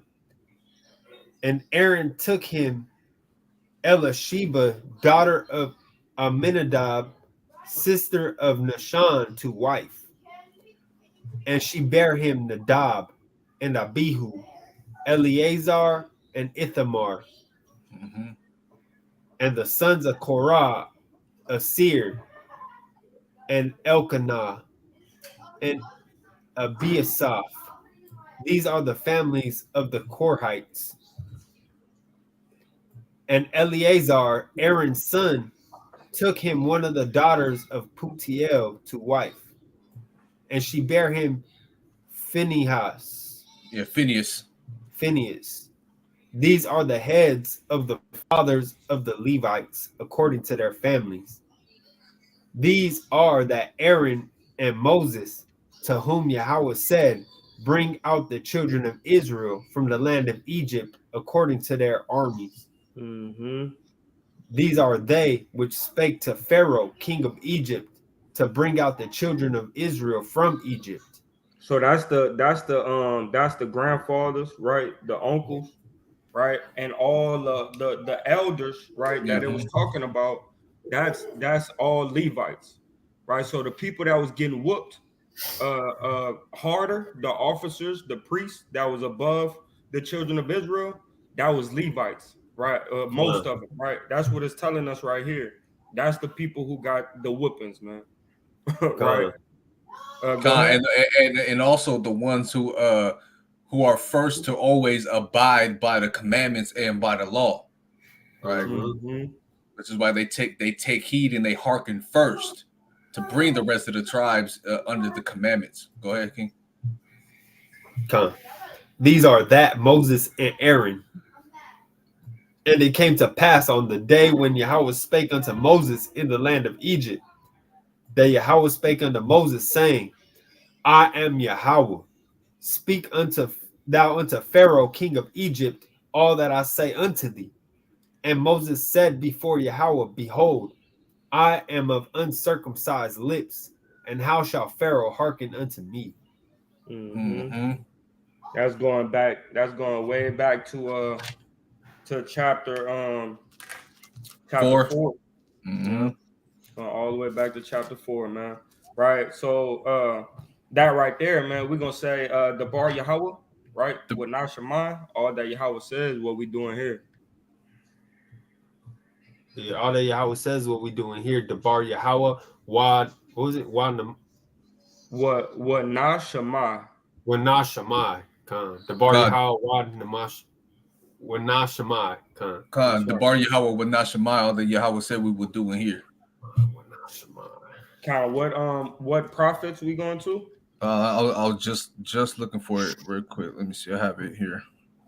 And Nathaniel, whenever you got to shake, if you want, you can, right? But we're gonna continue to go through this these Torah portions. Khan, I'm about to hop out right now. Akim. Y'all Bashim, y'all Shah Brakatah. Lay Akim, man.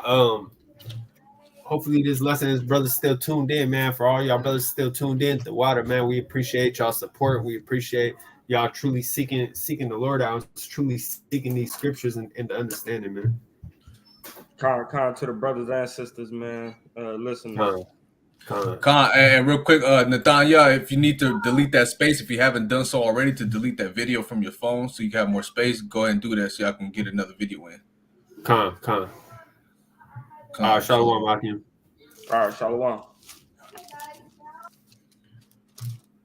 Right, so hey, y'all brothers and sisters that be hanging on with us this whole time, hey, I appreciate the patience, right? Just to let y'all know, what we're going to go into right now is only one chapter, a few verses here and there. So, to keep holding on stronger, man, through the patience and the long suffering that the Most High has bared upon you, brothers, man. All praise to the Most High. And sisters. And sisters, Salakia, to the family, right? So right now we're at Isaiah 27:6, right? You ready, King? Khan, you want me to read? No, I'll read. You expound. Khan. Isaiah 27:6 reads, He shall cause them that come of Jacob to take root. Israel shall blossom and bud and fill the face of the world with fruit. And this is a promise, right? This is a prophecy.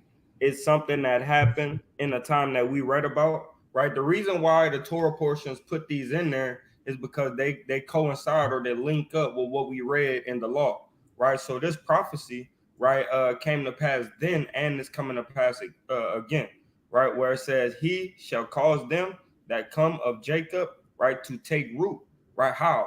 By the afflictions. That's how we take root back unto Yahweh Hashem Yahweh through our afflictions, through our curses, right? Because through the curses we understand who we are, right? Then it says what? Israel shall blossom, right, and bud, meaning Israel shall become beautiful. Israel shall become beautiful again, right? They will have more children. They will have children that uphold the law, right? That's what blossoming and budding means, right? And it says, and fill the face of the world with fruit, right? What is that fruit, man? The law, statutes, and commandments, right? And that's why we just went into this whole spiel about the Levites and their duty of bringing Israel back to budding, back to fruition, being fruitful. Mm-hmm. Con. And also on another fold, it is going also to they should have a strong foundation like a tree. When a tree takes root, it's able to bud forth, blossom, grow up to a mighty nation, to be able to keep producing more children on the earth. The apple falls down, the seeds go into the ground again, and it's re-risen, right? It's a cycle of multiplying on that fold too, right? Next thing Because you know, Next Real thing you quick, know, what those fruit produce? Those fruits of the us being remultiplied, we keep giving the law, wisdom, knowledge, and understanding, like Cap Couple was saying. Go ahead, King Sluggy. kind of next thing you know, like the brother was going into, because if you have a tree, the apple fall, it sprouts up, right? A plant needs sunlight, right? And that sunlight is understanding, right? So the tree go up, boom, the apple fall down. Next thing you know, you got 2 or 3 trees on the outside of that tree. And the more that it does that and the apple fall down, now you got 8 trees that go down. Now you got 20 trees. You feel what I'm saying? And boom, boom, boom. Now you got a just grow. forest. Yeah, now you got damn forest of apples, right? How beautiful would that be, right? A forest full of apples that grew upon themselves, right? And that's what happened to our land, where the land of the Canaanites, right? Is that it was just so plenteous, nobody never cut them down, just fruit on top of fruit, right? That's right. That's right. Come on, reading on. Right. Verse 7. Hath he smitten them as he smote those that smote him? Yeah, Or has he is smitten? Has he smitten him? Right, Jacob, is the Israelites? Yes, he did. As those that has smote him, right? Yes, he did, man. Right? How did we smite him? How did we smite Yahweh Bashem Yahushua? By not listening, right? Or is he slain according to the slaughter of them that are slain by him? Right? So it's posing a question, man.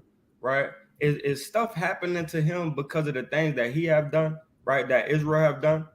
Go ahead. verse 8. In measure, when it shooteth forth, thou wilt debate with it. Yeah, so now you question it, okay, because like what we end up doing is we ask God, why this? Why we going through this? What happened here? Why I grow up in a broken family? Why my mama don't love my daddy? Right? All these questions, right? But really, it's just because we gotta go under these curses to figure out who we are, right? You got something, King? Nah, come. Nah. So in measure, when it shooteth forth, talking about right the family of Jacob, also wisdom, knowledge, and understanding. When it shooteth forth, right, thou wilt debate with it. Would you debate with the wisdom, knowledge, and understanding of the Most High God? Why He whipped you? Why He built you up? Right? Why He broke you down? Read on. God. He stayeth his rough wind in the day of the east wind. Yeah, so he stayeth the rough wind, man. So he's gonna prove to you, just like how we get the understanding now, right, that we are the children of Israel through the curses, right? The wind ends up stopping, and we understand we become at peace because we like, okay, that's why we go through all of that. Is because we're gonna go back to the promised land. He's gonna save us in angelic, right, chariots, right? So this is why we're going through all this. So you end up the wind, right? The things of your mind, right? Because wind is also known as understanding, right? So you'll get the right understanding instead of having 2 understandings, right? And then you toss to and fro, like we read in James earlier, right? So, but no, we're going to get the understanding that we, the children of Israel, from the afflictions that we go through, right? Keep going. That tree that is sprouted out. You know, we no more getting rough with the rough wind, getting shake to and fro. Now we're gonna be able to stand tall and stand firm in this truth to do the will of the Most High. And you have, like we was talking about, you have multiple trees, because so the only trees that's being kind of ruffled is the trees on the inside. But then you go into the sons of Aaron, or the sons of Levi, and you see that those trees was the ones that was getting afflicted just so they could take root, right, to be able to be all that they need to be for the outside surrounding trees that's still getting afflicted. That's right. With burdens, with judgments, right, and things of the sort.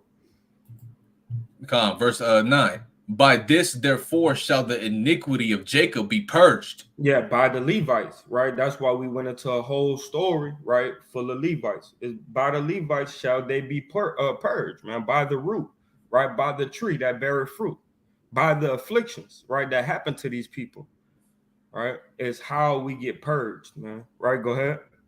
And this is all the fruit to take away his sin. Talking about the Levites, they have the way to purge Israel from their sins and forgive them, or get them to be forgiven from Yahweh Ba'ashem Yahushua from their sins by sacrifice. Right, go ahead.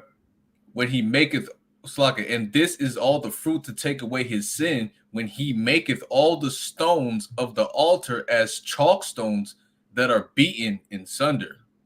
Go ahead. The groves and images shall not stand up. So all these other things that we try to believe in, that's not gonna stand up. But the altar, right? The altar of the Levites, man, that's gonna stand strong, right? But right here it says what? It says when he maketh the stones of the altar as chalk stones, right?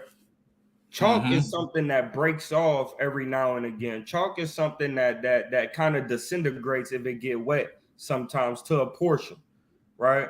So these things, right, is deep, right? So chalk, right, because if it's dry, you don't have to worry about chalk, and it could hold heat, right, in really well, right? So it'll be times where Jake, right, or the Levites won't do the correct thing, and that's where you get Aaron's sons, right? No, it was Moses' sons, right? Where they kind of like the chalk of them brothers, the altar of them brothers, which is their minds, started to diminish, right? To where they was having sex outside of the temple, right? So we see that these things, man, and the Levites also destroyed graven images, man, right? Like Moses came back, saw the calf, he destroyed it and made them drink it, right? So we see these things happening, right? Go ahead.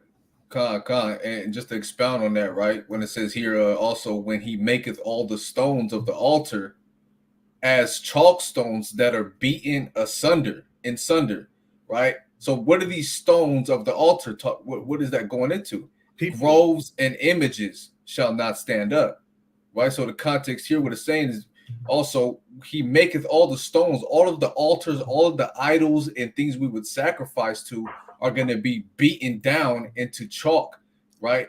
And beaten to pieces. The groves and images of these false idols and things that are not pertaining to the Most High shall not stand up. Watch, because look what the G&T says, but Israel's sins will be forgiven only when the stones of pagan altars are ground up like chalk, and no more incense altars or symbols of the goddess Asherah are left. That's what a grove is. Asherah pole is a grove, right? Yeah. This is when we stop doing these idol worships and all of these things.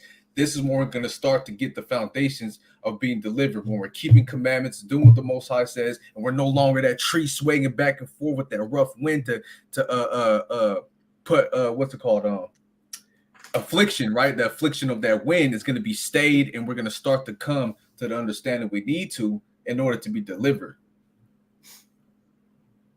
Right? Read on, verse 10. Yet the defenced city shall be desolate, and the habitation forsaken, and left like a wilderness. So now the people, right, also the ways, right, of this city shall be diminished, man, right, shall be destroyed, right, broken down. So the ways that we were in is gonna get broken down, man. He's gonna build back up on that same area, right, which is the children of Israel. Also the other places, right, where we learn to start serving these idols, he's gonna destroy these places like Sodom and Gomorrah, right? Like the 70,000 that he killed in a way, man. The destruction angel came to kill in a way, right? You had to break them down. Con. Read on. There shall the calf feed, and there shall he lie down and consume the branches thereof. So then you have a righteous animal, man, right? A righteous animal come through, man, and clean it all up, man. What is that calf, man? That calf is a sacrifice, right? To help us be okay in the latter days, man. And that sacrifice, right? That calf is a symbolism, right? And who's that symbolism for, man? Yahweh Shah, right? He's gonna come back, clean up our ways, man. That way we could become one and restored once again. Verse 11. When the boughs thereof are withered, they shall be broken off. The women come and set them on fire, for it is a people of no understanding. And, Therefore, and if the woman's gonna come and set them on fire, man, somebody's gonna get purified, right? Fire is a way of purification, right? Even though it does break things down and destroy things, right? Fire to good things like gold, it makes it more pure. Right, read on. God, and on another fold too, right? The woman shall come and set them on fire, right? And what's that fire, right? That understanding, man. What wisdom, knowledge, and understanding. And that women is personified. Wisdom is personified as a woman. She shall come, right? We're gonna start to gain this wisdom by doing what we need to do of the will of the Most High, and we're gonna be set on fire, right? Why? Because we are a people of no understanding. Mm. Right, read on. Therefore, he that made them will not have mercy on them, and he that formed them shall show them no favor. Yeah, now it's time for you to go through your full-fledged affliction, because as we see, right, in Sirach chapter 2 and verse 5, that's how pure gold is made. When you read verse 2, it says, when you prepare your soul to come follow the Lord, man, prepare your soul for temptation, right? Roughly paraphrasing. Because that temptation is going to bring forth the affliction if you give into it, and then that affliction is what's going to purge you or purify you to be right with the Most High, right? Because you correct your actions, you correct sinning against the Most High. Reading on. Verse 12. And it shall come to pass in that day that Yahweh shall beat off from the channel of the river unto the stream of Egypt. Mm-hmm. And ye shall be gathered one by one, O ye children of Israel. And now today we're being gathered one by one, man, ye children of Israel. We coming back to the Most High God, man. So all this affliction, everything that we went through in Egypt, ancient Egypt, and this Egypt today was all to make us purify or better for Yahweh Bashem Yahweh Shah, right? And I got a precept there, Matthew 24 and 30. Right, boo. We cut because we know that Matthew, right, 24 is talking about the end days and what's going to happen. All right, so let's read verse 40.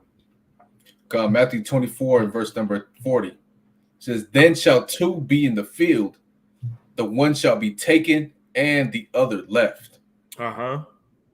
Two women shall be grinding at the mill, the one shall be taken and the other left. So, hey, man, the brother brought it to my attention, right, that it's talking about regardless, right, because I think the one that's going to be taken is going to be in the chariots, right, but the brother brought it to my attention that it's the other way around. The one that's left is the one that's actually getting salvation, right? So regardless how it goes, one person going to be getting salvation and one person is going to be destroyed.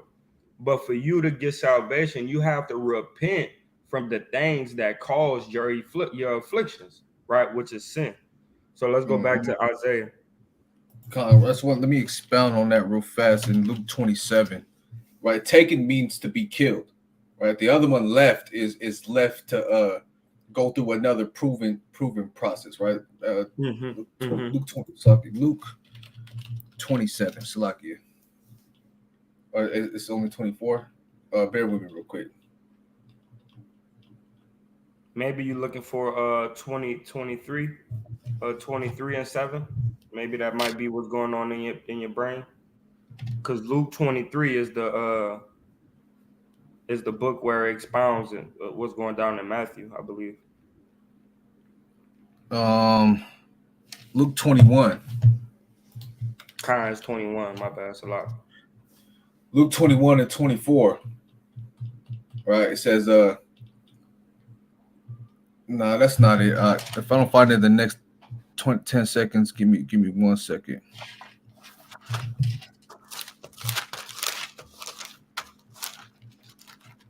Just to give them the understanding. Yeah, Luke 17. Salakia. Yeah, Luke 17 and 36. Luke 17 and 36 says, right, two men shall be left in the field, the one shall be taken and the other left. That's not what I wanted. Con, go down to 37. Yeah, I think it's 37. Nah. No, it's Tawab. It's Tawab. If I find it, Con. I'll just come back in due time. Con. So verse 13 in Oh, Isaiah. right here. I got it. Salaki. Luke 17:27. They did eat, they drank, they married wives, they were given in marriage until the day that Noah entered into the ark, and the flood came and destroyed them all. Mm-hmm. Right. So the ones that were taken by the flood, they were what? Destroyed. Right. So to be taken means you're destroyed. They tell us, oh, you're taken up, the rapture, all these cartoons and movies tell us, you're taken and everyone's left here to be destroyed. No, it's the opposite of the way around, like Cap Gabawar said, right? When you're taken out. Take him out, man. You know what I'm saying? Destroy him. Dead. The ones that are left have another chance at reproof. See that? Yeah, just like when you take a woman, right, to be your wife, right, you destroy, right, her hymen, right, to be your wife, right. So you take her to be your wife when you take her, right. Mm-hmm. So but you got to destroy that hymen for her to be taken, right. Right. Going back.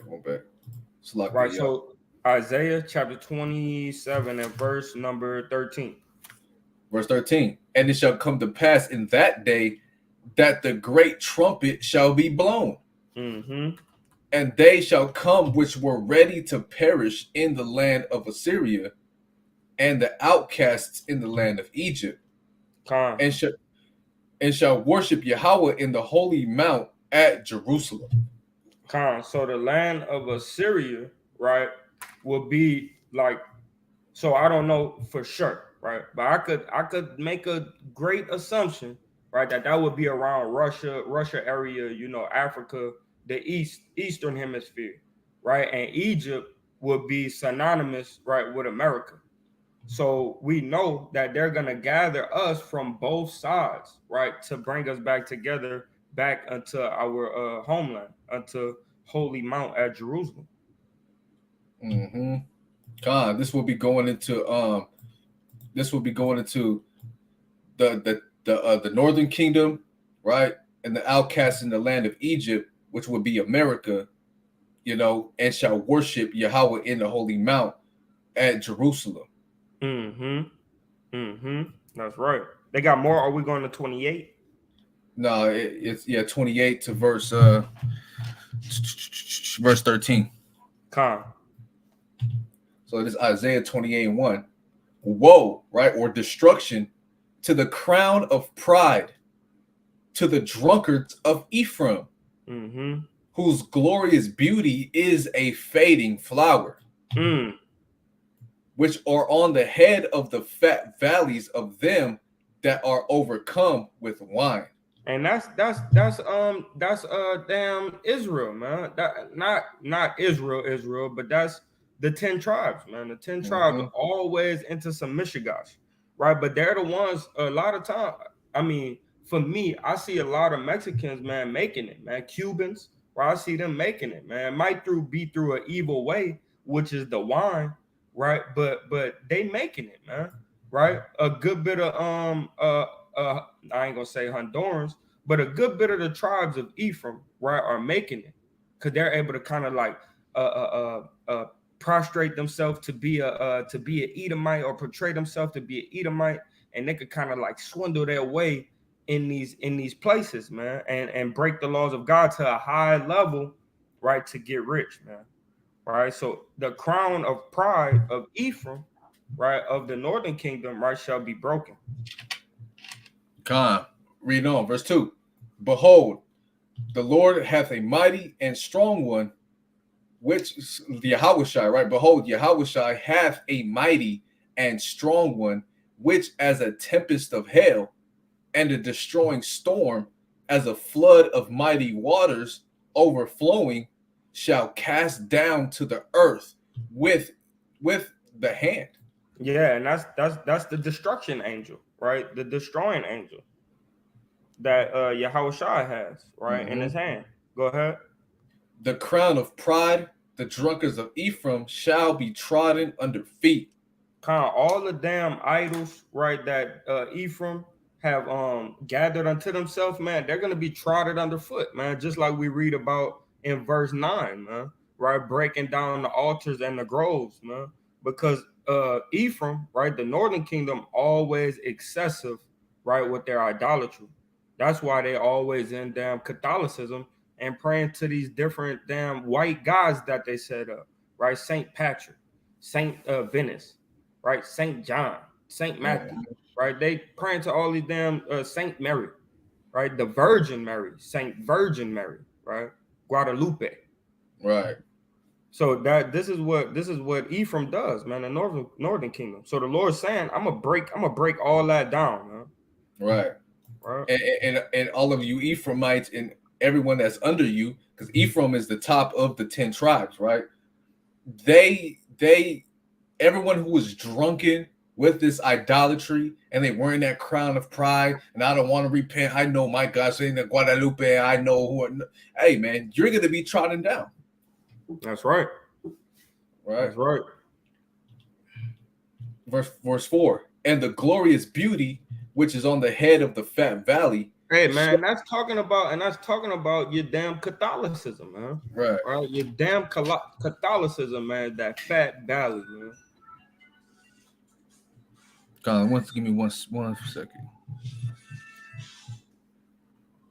Here it goes. Okay, Colin. And the glorious beauty which is on the head of the fat valley shall be a fading flower and as the hasty fruit before the summer. What does that mean? A flower that's fading away is what? Getting ready to fall over, man. Right? It's getting ready to die off. And as the hasty fruit before the summer, meaning what? This fruit is not going to stay in its place or in its course. It's going to eventually fall off. It's going to get trodden down, fall down. Mm-hmm. Which when he that looketh upon it seeth, while it is yet in his hand, he eateth it up. Man. Right? What verse you on? Verse 5 now. Con. Go ahead. In that day shall Yahweh of armies be for a crown of glory and for a diadem of beauty unto the residue of his people. Con. Those So that I'm do gonna read. repent. Come. I'm gonna read verse 5 in the GNT. It says, "They take no notice of what the Lord Yahweh has done, or of what He has made. So He will punish them and destroy them, right, forever, right, until that appointed time. He's gonna destroy, right, the heads of Ephraim, man.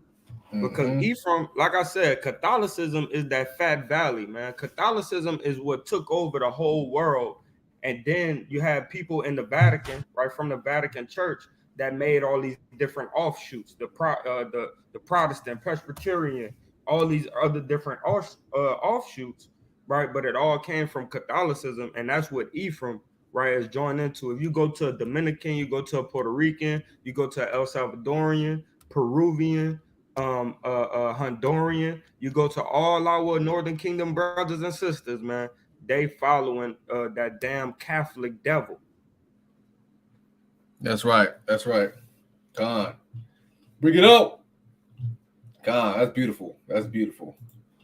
Hey, verse 6, watch this. And for a spirit of judgment, real quick, and for a diadem of beauty unto the residue of his people, and for a spirit of judgment to him that sitteth in judgment, and for strength to them that turn the battle to the gate.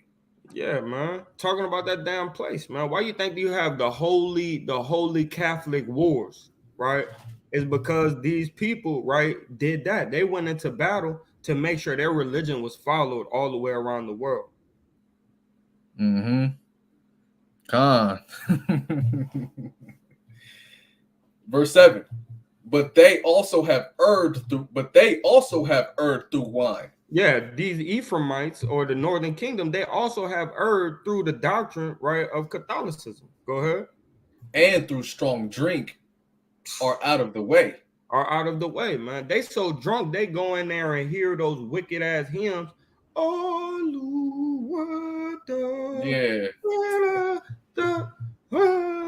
They go over there and listen to all those damn hymns, man, and be drunk with that strong drink, man. Yeah, the priest really brought out that demon song today, man. Yeah, The demon song was perfect today. man. And they in there crying in some more shit, man. Yeah. Wicked. Right? The priest and the prophet have erred through strong drink. Man. They are swallowed up of wine. They are out of the way through strong drink. They err in vision. They stumble in judgment. Yeah, because they just don't give a care no more, man. Right? You just don't give a care no more, man. Like, why are we gonna go back to following the law, statutes, and commandments of the Most High when everything is fine and dandy, man? The white man have set us up on high because we speak Spanish. You feel what I'm saying? We're bilingual, so we get to sell houses here and we get to sell houses there, right? We're good. You understand? This is what Ephraim and his followers, right, which is the 10 tribes, they're always good for some reason. But Benjamin, Judah, and Levi, right, we're always going through hell, man, wherever we go, man. Right. And we was always the ones to uphold the commandments for the longest, man. Right. And we only went off from looking at Ephraim and his brethren, right, and the 10 tribes. We only went off from looking at them and how prosperous they were from going off. God. Read on? Yeah, Con. I got a great expounding on this part. Watch this. 28:8. For all tables are full of vomit and filthiness, so that there is no place clean. Right? So what is the table? A table is a gathering place, right? Where everyone gathers together, right? A table, they're gathering at this table with what? Their doctrines, their false religions, their idols. They all gather on one accord and all sit at this table together. But what is that table full of? Vomit and filthiness, right? Which are unclean things. But watch this. So that there is no place clean. Us, what do? When we try to make ourselves presentable to the Most High, right? We have our white shirt. Oh, damn, I got a stain right there. Let me repent. I went off a little bit. Let me fix myself. Oh, damn, I was worshiping that. I didn't even know I was worshiping a false god. Let me wipe that. Let me scrub. Let me get that bleach stride stick and wipe that. I want to make sure I'm clean, right? Yeah, but their whole garments are filthy, man. They're not even attempting to make anything clean. You know, their whole garment is damn dirty and full of mildew and damn dirt and mud, man. But us brothers, let's make sure I'm clean. They ain't doing none of that, man. Their tables are full of vomit and filthiness. See that? And that's why they prosper, man. That's why the Lord tells us don't look at the wicked, right? Don't look at the wicked and covet at what they have, man. Right? Because at the end of the day, they're gonna be destroyed, even though they have so much in this life, right? So the Lord even tells us, man, don't look at the wicked, man, because the wicked, that the devil blesses the wicked, right? Yahweh blesses us with what? Spirit, right? The Lord bless us with spirit. He allows Satan to bless them with trinkets, right? Things. That's right. God. I got a good twofold on this one through the Spirit. Watch this. Whom shall he teach knowledge? And whom shall he make to understand doctrine? Right? So who's the Most High going to teach knowledge to? Who's he going to instill with that spirit of understanding? Right? Them that are weaned from the milk and drawn from the breasts. Right? So the first fold, we all know what this one is, right? You're in this milk, right? You're getting basic understanding of these scriptures, right? You know you got to keep the commandments, stop eating pork, right? You know all of these things in the basic level of it, but eventually you got to come off of that milk and start getting into the deeper understandings of this book, man, right? Which is the meat. Because a baby will drink milk, but then as that baby grows into a toddler, to a teenager, and then to an adult, he's eating meat now, man, right? Deeper understandings, dark sayings, parables, prophecies, heavy breakdowns, right? That's the meat of this, right? So those that understand doctrine are going to eventually come off of that milk stage as a baby in this thing, right? And start eating and get off of the breast, no more nurturing, and now they're eating on their own, right? They're getting breakdowns and revelations on their own, right? But look at the second fold. The second fold is deep. Watch this. Through the Spirit, it just came to me, right? Whom shall he teach knowledge, and whom shall he make to understand doctrine? Them that are weaned from the milk and drawn from the breast. Because a lot of our people that are caught up in idolatry, they're what? They're being fed this milk from these fake religions. They're being fed these milk from these liars and these false pastors, man. So we got to come off of being nurtured by them, come off of their breasts, right? And start really getting into this book. This is what verse 10 expounds on, which you should do. You need to go precept upon precept, line upon line, and so on and so forth. Don't let them feed you that damn milk, man. Stop getting nurtured by these fake pastors and these religions and these doctrines of devils, man. That's how you're going to understand true doctrine. See that? And I wanted to make one statement, man. Us as Israelites that's out there teaching, man, we need to make sure to always bring this out to Ephraim, man. The 10 tribes, we need to bring this always out to them, because this is exactly who he's talking to, right? Mm-hmm. Because they don't do nothing, right? That's why I could relate it so close to Catholicism, it's because they don't do absolutely nothing. They don't read, they don't nothing. You have one person, me and the brother Banyan was talking to these 3 brothers, right? Two was from El Salvador, right? And one was from another Ephraim 10 tribe, right? They said, we asked him, well, I think Banyan asked him, what sin? And the dude said, whatever the priest or whatever the priest of the church say is bad. Right? We looked at him and said, what? Whatever the priest say? That's sin? Nah. We gotta bring out the precept. Right? But that's how drunk they are, man. Right? And that's why right. That's why, like you said, man, you gotta be weaned from the milk of the doctrines of this world and taken off of the breast, right, of the ideologies of Catholicism, man. Mm-hmm. and nepotism, right? And these different religions that tell you is faith-based, is not work-based, right? And the only work they want to do is charity, right? You got to get away from those people. Mm-hmm. That's right. Reading on, the classic, right? Verse 10, for precept must be upon precept, precept upon precept, line upon line upon line, here a little and there a little. Right. So give me the book of Psalms, chapter 119 and 27. Come on.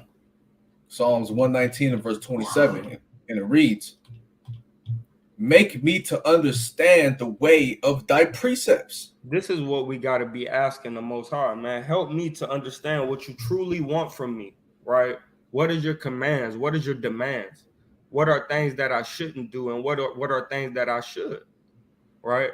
Make me to understand the ways of your commandments. Go ahead.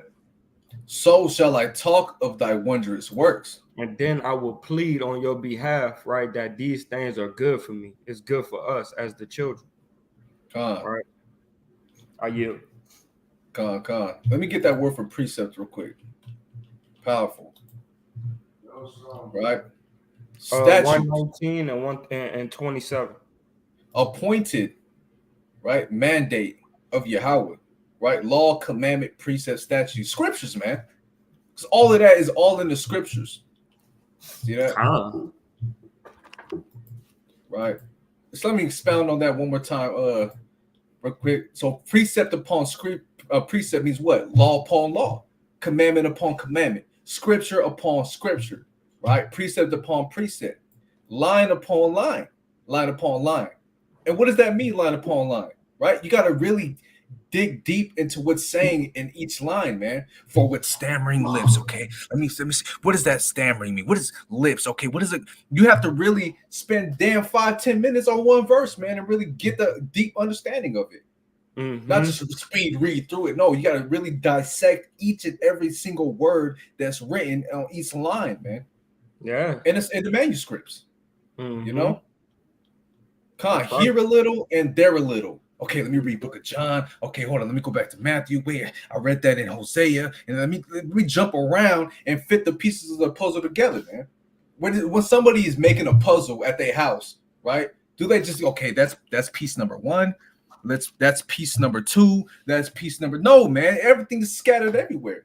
You grab this piece, right. I'm grabbing that piece. Let me dig through the box a little bit. Okay, that one fits. Okay, that goes there. Okay, hold on, wait. Oh, damn, I could have sworn that. Oh, here goes that other piece of the puzzle. Let me fit that in. Now you make the whole picture full, man. You see that? Yeah. Come on, reading on. Hey, get Jeremiah chapter 30, verse 2. Come on. Right, because through thy precepts I get a good understanding. That's Psalms 119 and 103, I believe, or 100. All right. Jeremiah 30 and 2. Thus speaketh Yahweh, the power of Yasharah, saying, write thee all the words that I have spoken unto thee in a book. And that's the words that we follow, man. The words that's put into this book. All right. Read on. Verse 3. For lo, the days come, saith Yahweh, that I will bring again the captivity of my people Israel and Judah, saith Yahweh. And I will cause them to return to the land that I gave to their fathers, and they shall possess it.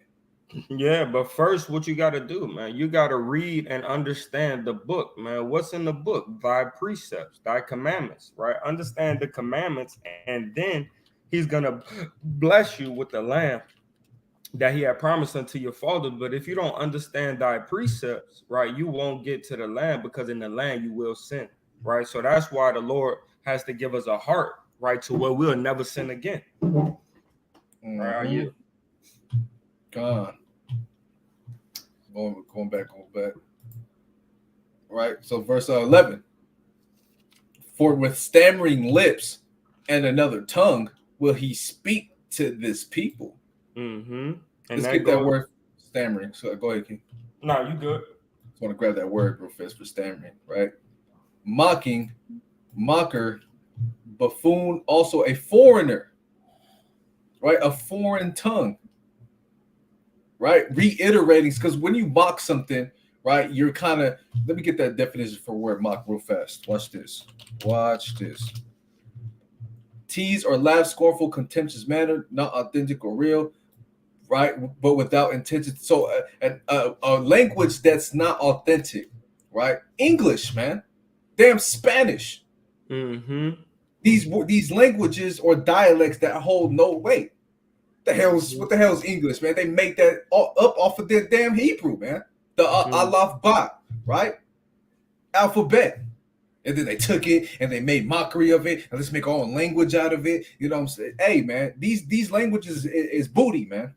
Yeah. Right? So with another language, a foreign tongue, we will speak with our people, which we were speaking with them today in that English, Spanish, etc. Go ahead, King. Got it. And Spanish, right? They language came from the Latin, right? They made new vowel points and certain things of the Latin, right? And English is a compound language, right? It's literally really a made up language, right? It's many languages into one.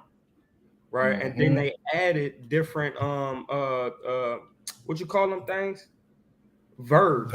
Yeah, come on. That's right. Right. They just made up verbs, and that's why that's why you got something called Old English, right? It's because it was made up, and then all they did was perfect it over time, supposedly, whatever. But it's just really something that they grabbed out the air and put together. Like you create a letter J and then make it a J. Right? When letter J, right, was originally, if you want to say some type of J, is a G, right, which is gut, right? So they just came up with stuff. Right. It's madness. Verse 12, right? It says, to whom he said, this is the rest wherewith ye may cause the weary to rest.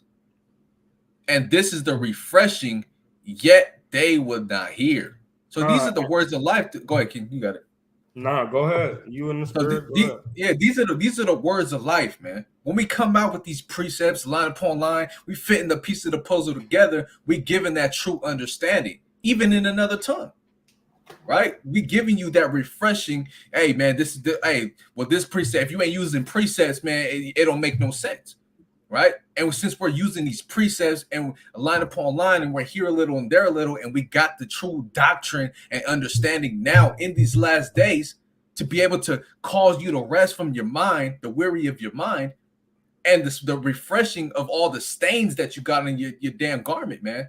But yet what? They don't want to hear it still, man. Well, John 3:16 says, hey, man, you're not using precepts, man. That's why you're stuck in that understanding. You see that? Right, that's right. That's right. Oh, so what I was gonna add on to that, man, is right, the Lord gives us rest, man, from knowing that we Israelites, right, and that we got to keep his commandments. So that's where we get our rest from, right? That's why we at peace. You see Israelites, right? Some Israelites, they hate doing the laws of God, or they hate keeping the commandments, they hate having the feast days, just not really hate, but despise it. Right, like they said in the book of Amos, when would the Shabbat or the new moon be over, so that way we could set forth corn, right, and different things to sell and for people to buy, right? Mm-hmm. Why? When would this thing be over? Is because we don't love it how we should love it, right? But the people that do love this thing, right, we find rest, man, in knowing that we the Israelites and our captivity is about to be over, right? Like we read up in Jeremiah chapter 30 and verse 3. You know what's crazy, man? Because hey, I know whoever's still watching here right now, right? Shalawam to y'all, man. When you go to work, when you clock in at damn 8 in the morning, it's 9 o'clock, it's 10 o'clock, it's 11 o'clock. You're like, damn, man, I feel like I barely got here. I got a long way to go when I'm off at 5. But once you get to damn 4:30, and you about to be off in 30 minutes, you get that sensation of rest in your mind because you know what's coming after you clock out, man. I get to take my boots off. I get to rest. You know what I'm saying? So as you know what we're heading towards, which is the rest, the kingdom, salvation for our people, no more sorrows, no more mourning, all of that good stuff of the gospel in between, you start to get that sensation of rest in your mind to tell you like, hey, man, it's almost over. Just keep holding on, you know? And that's a powerful thing to have that understand it, man. Hey, that's beautiful. That's beautiful. Because you're right, boy. 4:30. You know what I mean? For me at 4 o'clock, I'm like, shit, nigga. Start picking up everything. The paperwork already signed. I'm like, shit, sign on the dotted line, nigga. It's all good. But before that, I ain't playing. I be in there serious. Nah, don't talk to me. Nah, I'm cool. Right when you clock in, but 2 hours in, tired of this shit, man. You know. But at 4 o'clock, I'll be like, shit. I'll be laughing and playing with the customers and stuff. Yeah. Time for me to go home. Man.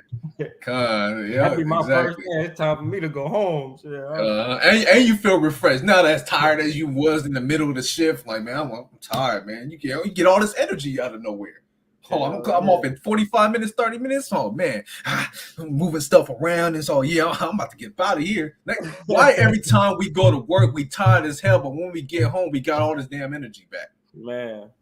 That happens to me all the time, man. We on the way home, man. Most of the time. Okay. We on the way home, man. Go ahead and read verse 13. Verse 13. But the word of Yahweh was unto them precept upon precept, precept upon precept, line upon line, line upon line, here a little and there a little, that they might go and fall backward and be broken and snared and taken. Man. Right? This is why we have to go back precept upon precept, line upon line, here or there and there a little, right? That they may go, that we may go out of this current captivity, this current affliction, right? And fall backward, right? When you fall back, right, you get a step, you on your back now, right? You looking up, you know the way to go, right? The way to go is we're going to put in work to get the kingdom, right? and be broken, right? The only way to be fixed or healed or put back together is by you being broken. By breaking the commandments, we end up learning the commandments because of our affliction, right? And then at the end of that, what? It said, and snare, and captive, in captivity, right? It's twofold, right? We in captivity to the law, and we in captivity to this world, right? So we understand that at the end of the day, though, we're gonna get taken, right? We're gonna get taken what? Back unto the land, right? And we were taken into captivity as well, right? But through the word, we know that our salvation is coming. Con. And I think now the next one would be Isaiah 29, real fast. Oh, so we don't have no gospel? Yeah, we do have gospel, but if you look on the thing, it says also 29 next to the prophets. Let me get that real fast. So look here, bear with me real quick. 29 and what? Okay, let me see. I had it pulled up. Wait 1 minute. Let me see what the hell my phone is. Oh, man. Here we go. 29. It's only one verse we got to read from here. Isaiah 29, verse 22 to verse 23. And it says, Isaiah 29, 22. It says, therefore, thus saith Yahweh, who redeemed Abraham concerning the house of Jacob. Jacob shall not now be ashamed, neither shall his face now wax pale. Mean we gonna be brought back to life. Right, because he redeemed Abraham so he can instill within the promises that your seed after you is going to be a mighty and great nation, right? Which ultimately end up Isaac, Jacob, and to our people today, the 12 tribes. That's right. Verse 23, but when he seeth his children, the work of mine hands in the midst of him, they shall sanctify my name and sanctify the Holy One of Jacob, and shall fear the power of Israel. Meaning we're gonna come back to the power of Israel, and that's how we gonna come back to life, right? The law is a lamp and is also a life, right? And that's how we gonna come out of this damn dead state that we in, right? Because our land is even in a dead state because the people is in a dead state. Our face is waxing pale, and our damn land is waxing pale because there is no law in the land, like the scripture tells us. Con. All right, so we Matthew the last of the Torah portions, right? Matthew 21 verses 1 through 12, right? And y'all brothers that's hanging on by a limb with us, y'all 2 viewers in here right now. We almost there. You know, we got 12, right at the tail end of this thing, man. Right at the tail's end. Matthew 21 and 1, right? No, Salakia. Matthew 2. Forgive me, y'all. Matthew 2, verses 1 to 12. Right. Let's do it. Matthew 2, verses 1 through 12. Right. So real quick, I don't know if I just want to show them real fast on this right here, right? Is the Torah portion, right? We get these online weekly Torah portions, and it gives us what to read. You see, the top one says Exodus is kind of blurry, but right, Exodus right here in the top, prophets, and so on. But I'm saying, bear with us, y'all. Here we go. Matthew 2. Let's lucky back on screen. 1 second, bam. But and also this is what we did in the synagogues, man, every Shabbat day. So it wasn't like we was only in the synagogue for 2 hours, a couple hours, right? No, we was in the synagogue from sun up to sundown. It even tell us, right, in the story of Moses was out there teaching the children of Israel from sun up to sundown, man. Right. So these little hours that we spent today, right, and that we're gonna probably spend next week as well, is well worth it, man. If y'all didn't learn anything today, right, y'all learned a lot. Right. Ain't no way you didn't learn nothing today. You feel what I'm saying? Matthew 2 and 1. Now when Yahushua was born in Bethlehem of Judea in the days of Herod the king, behold, there came wise men from the east to Jerusalem, saying, where is he that is born King of the Jews? For we have seen his star in the east and are come to worship him. When Herod, verse 3, when Herod the king had heard these things, he was troubled, and all Jerusalem with him. And when he had gathered all the chief priests and scribes of the people together, he demanded of them where Hamashiach should be born. Mm-hmm. So now he's asking our leaders of the law where it says in your Bible, right? Where it says in your scriptures, right, that the child shall be born, right? And we know it says Bethlehem, right? Come on, verse 5. And they said unto him, in Bethlehem of Judea, for thus it is written by the prophet. Right? Let's get that real quick. Micah 8. Is it Micah? Micah 5. Let me see. Micah. Yeah, 8? 5. Micah 5 and 1. Yeah. I'll start at verse 2. Come on. But thou, Bethlehem Ephratah, though thou be little among the thousands of Judah, yet out of thee shall he come forth unto me that is to be a ruler in Israel, whose goings forth have been from old, from everlasting. Right, so that's where they read in the scriptures when Herod asked him, what does it say? Well, the book of Micah, you know, saying the scroll of Micah says that he shall come out of Bethlehem, you know. So that's how they got that understanding. Yeah, going back, right? Bethlehem means Bath means house, right? Lahem or Lacham means bread, right? So house of bread of Judea is what it's saying, right? You know. And thou, Bethlehem, in the land of Judah, art thou not the least among the princes of Judah? For out of thee shall come a governor that shall rule my people Israel. Then Herod, when he had privily called the wise men, inquired of them diligently what time the star appeared. Verse 8, and he sent them to Bethlehem, and said, go and search diligently for the young child, and when ye have found him, bring me word again that I may come and worship him also. Yeah, I want to be down.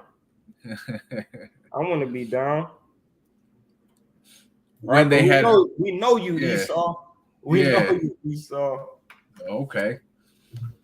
Verse 9. When they had heard the king, they departed, and lo, the star which they saw in the east went before them till it came and stood over where the young child was. And now we pray to the east. Verse 10. When they saw the star, they rejoiced with exceeding great joy. And when they were come into the house, they saw the young child with Mary his mother, and fell down and worshipped him. And when they had opened their treasures, they presented unto him gifts, gold and frankincense and myrrh. Hey, that's one of the that's a great gift right there. Gold, frankincense and myrrh. Man. And to get that pure frankincense, man, it's expensive. Man. God. Verse 12. And being warned of Yahweh in a dream that they should not return to Herod, they departed into their own country another way.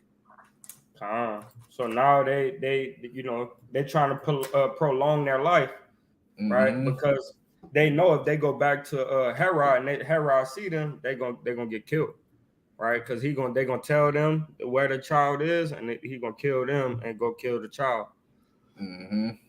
Right, the Most High would deal with them. We're finished. God. Yeah, yep. All praise to the Most High, right? We got one viewer in the Empire page, one viewer on the Two True Judah page that held this long with us, right? So all praise to the Most High for y'all brothers and y'all sisters tuning in, right? All big shalom to y'all 12 tribes that are scattered abroad and that most likely, hopefully will tune in, right? Big Shalawam, Shabbat Shalawam again. Peace and blessings to y'all. Go ahead, King. Khan. Same as that, brother, man. Shalom to the viewers that's still here, man. Shalom to the ones that will tune in, Lord willing, right through the spirit. I hope y'all are edified, man. I hope that brothers and sisters, I pray, right, that brothers and sisters don't see that this is a 4-hour video, right, and do not watch it. I pray that they click on it and get the edification as much as they can, man. Whether it be an hour, 2 hours, 3, or the whole 4, man. Shalom to the family. Shalawam, Shalawam. Kwame Ashala. Kwam Yashala.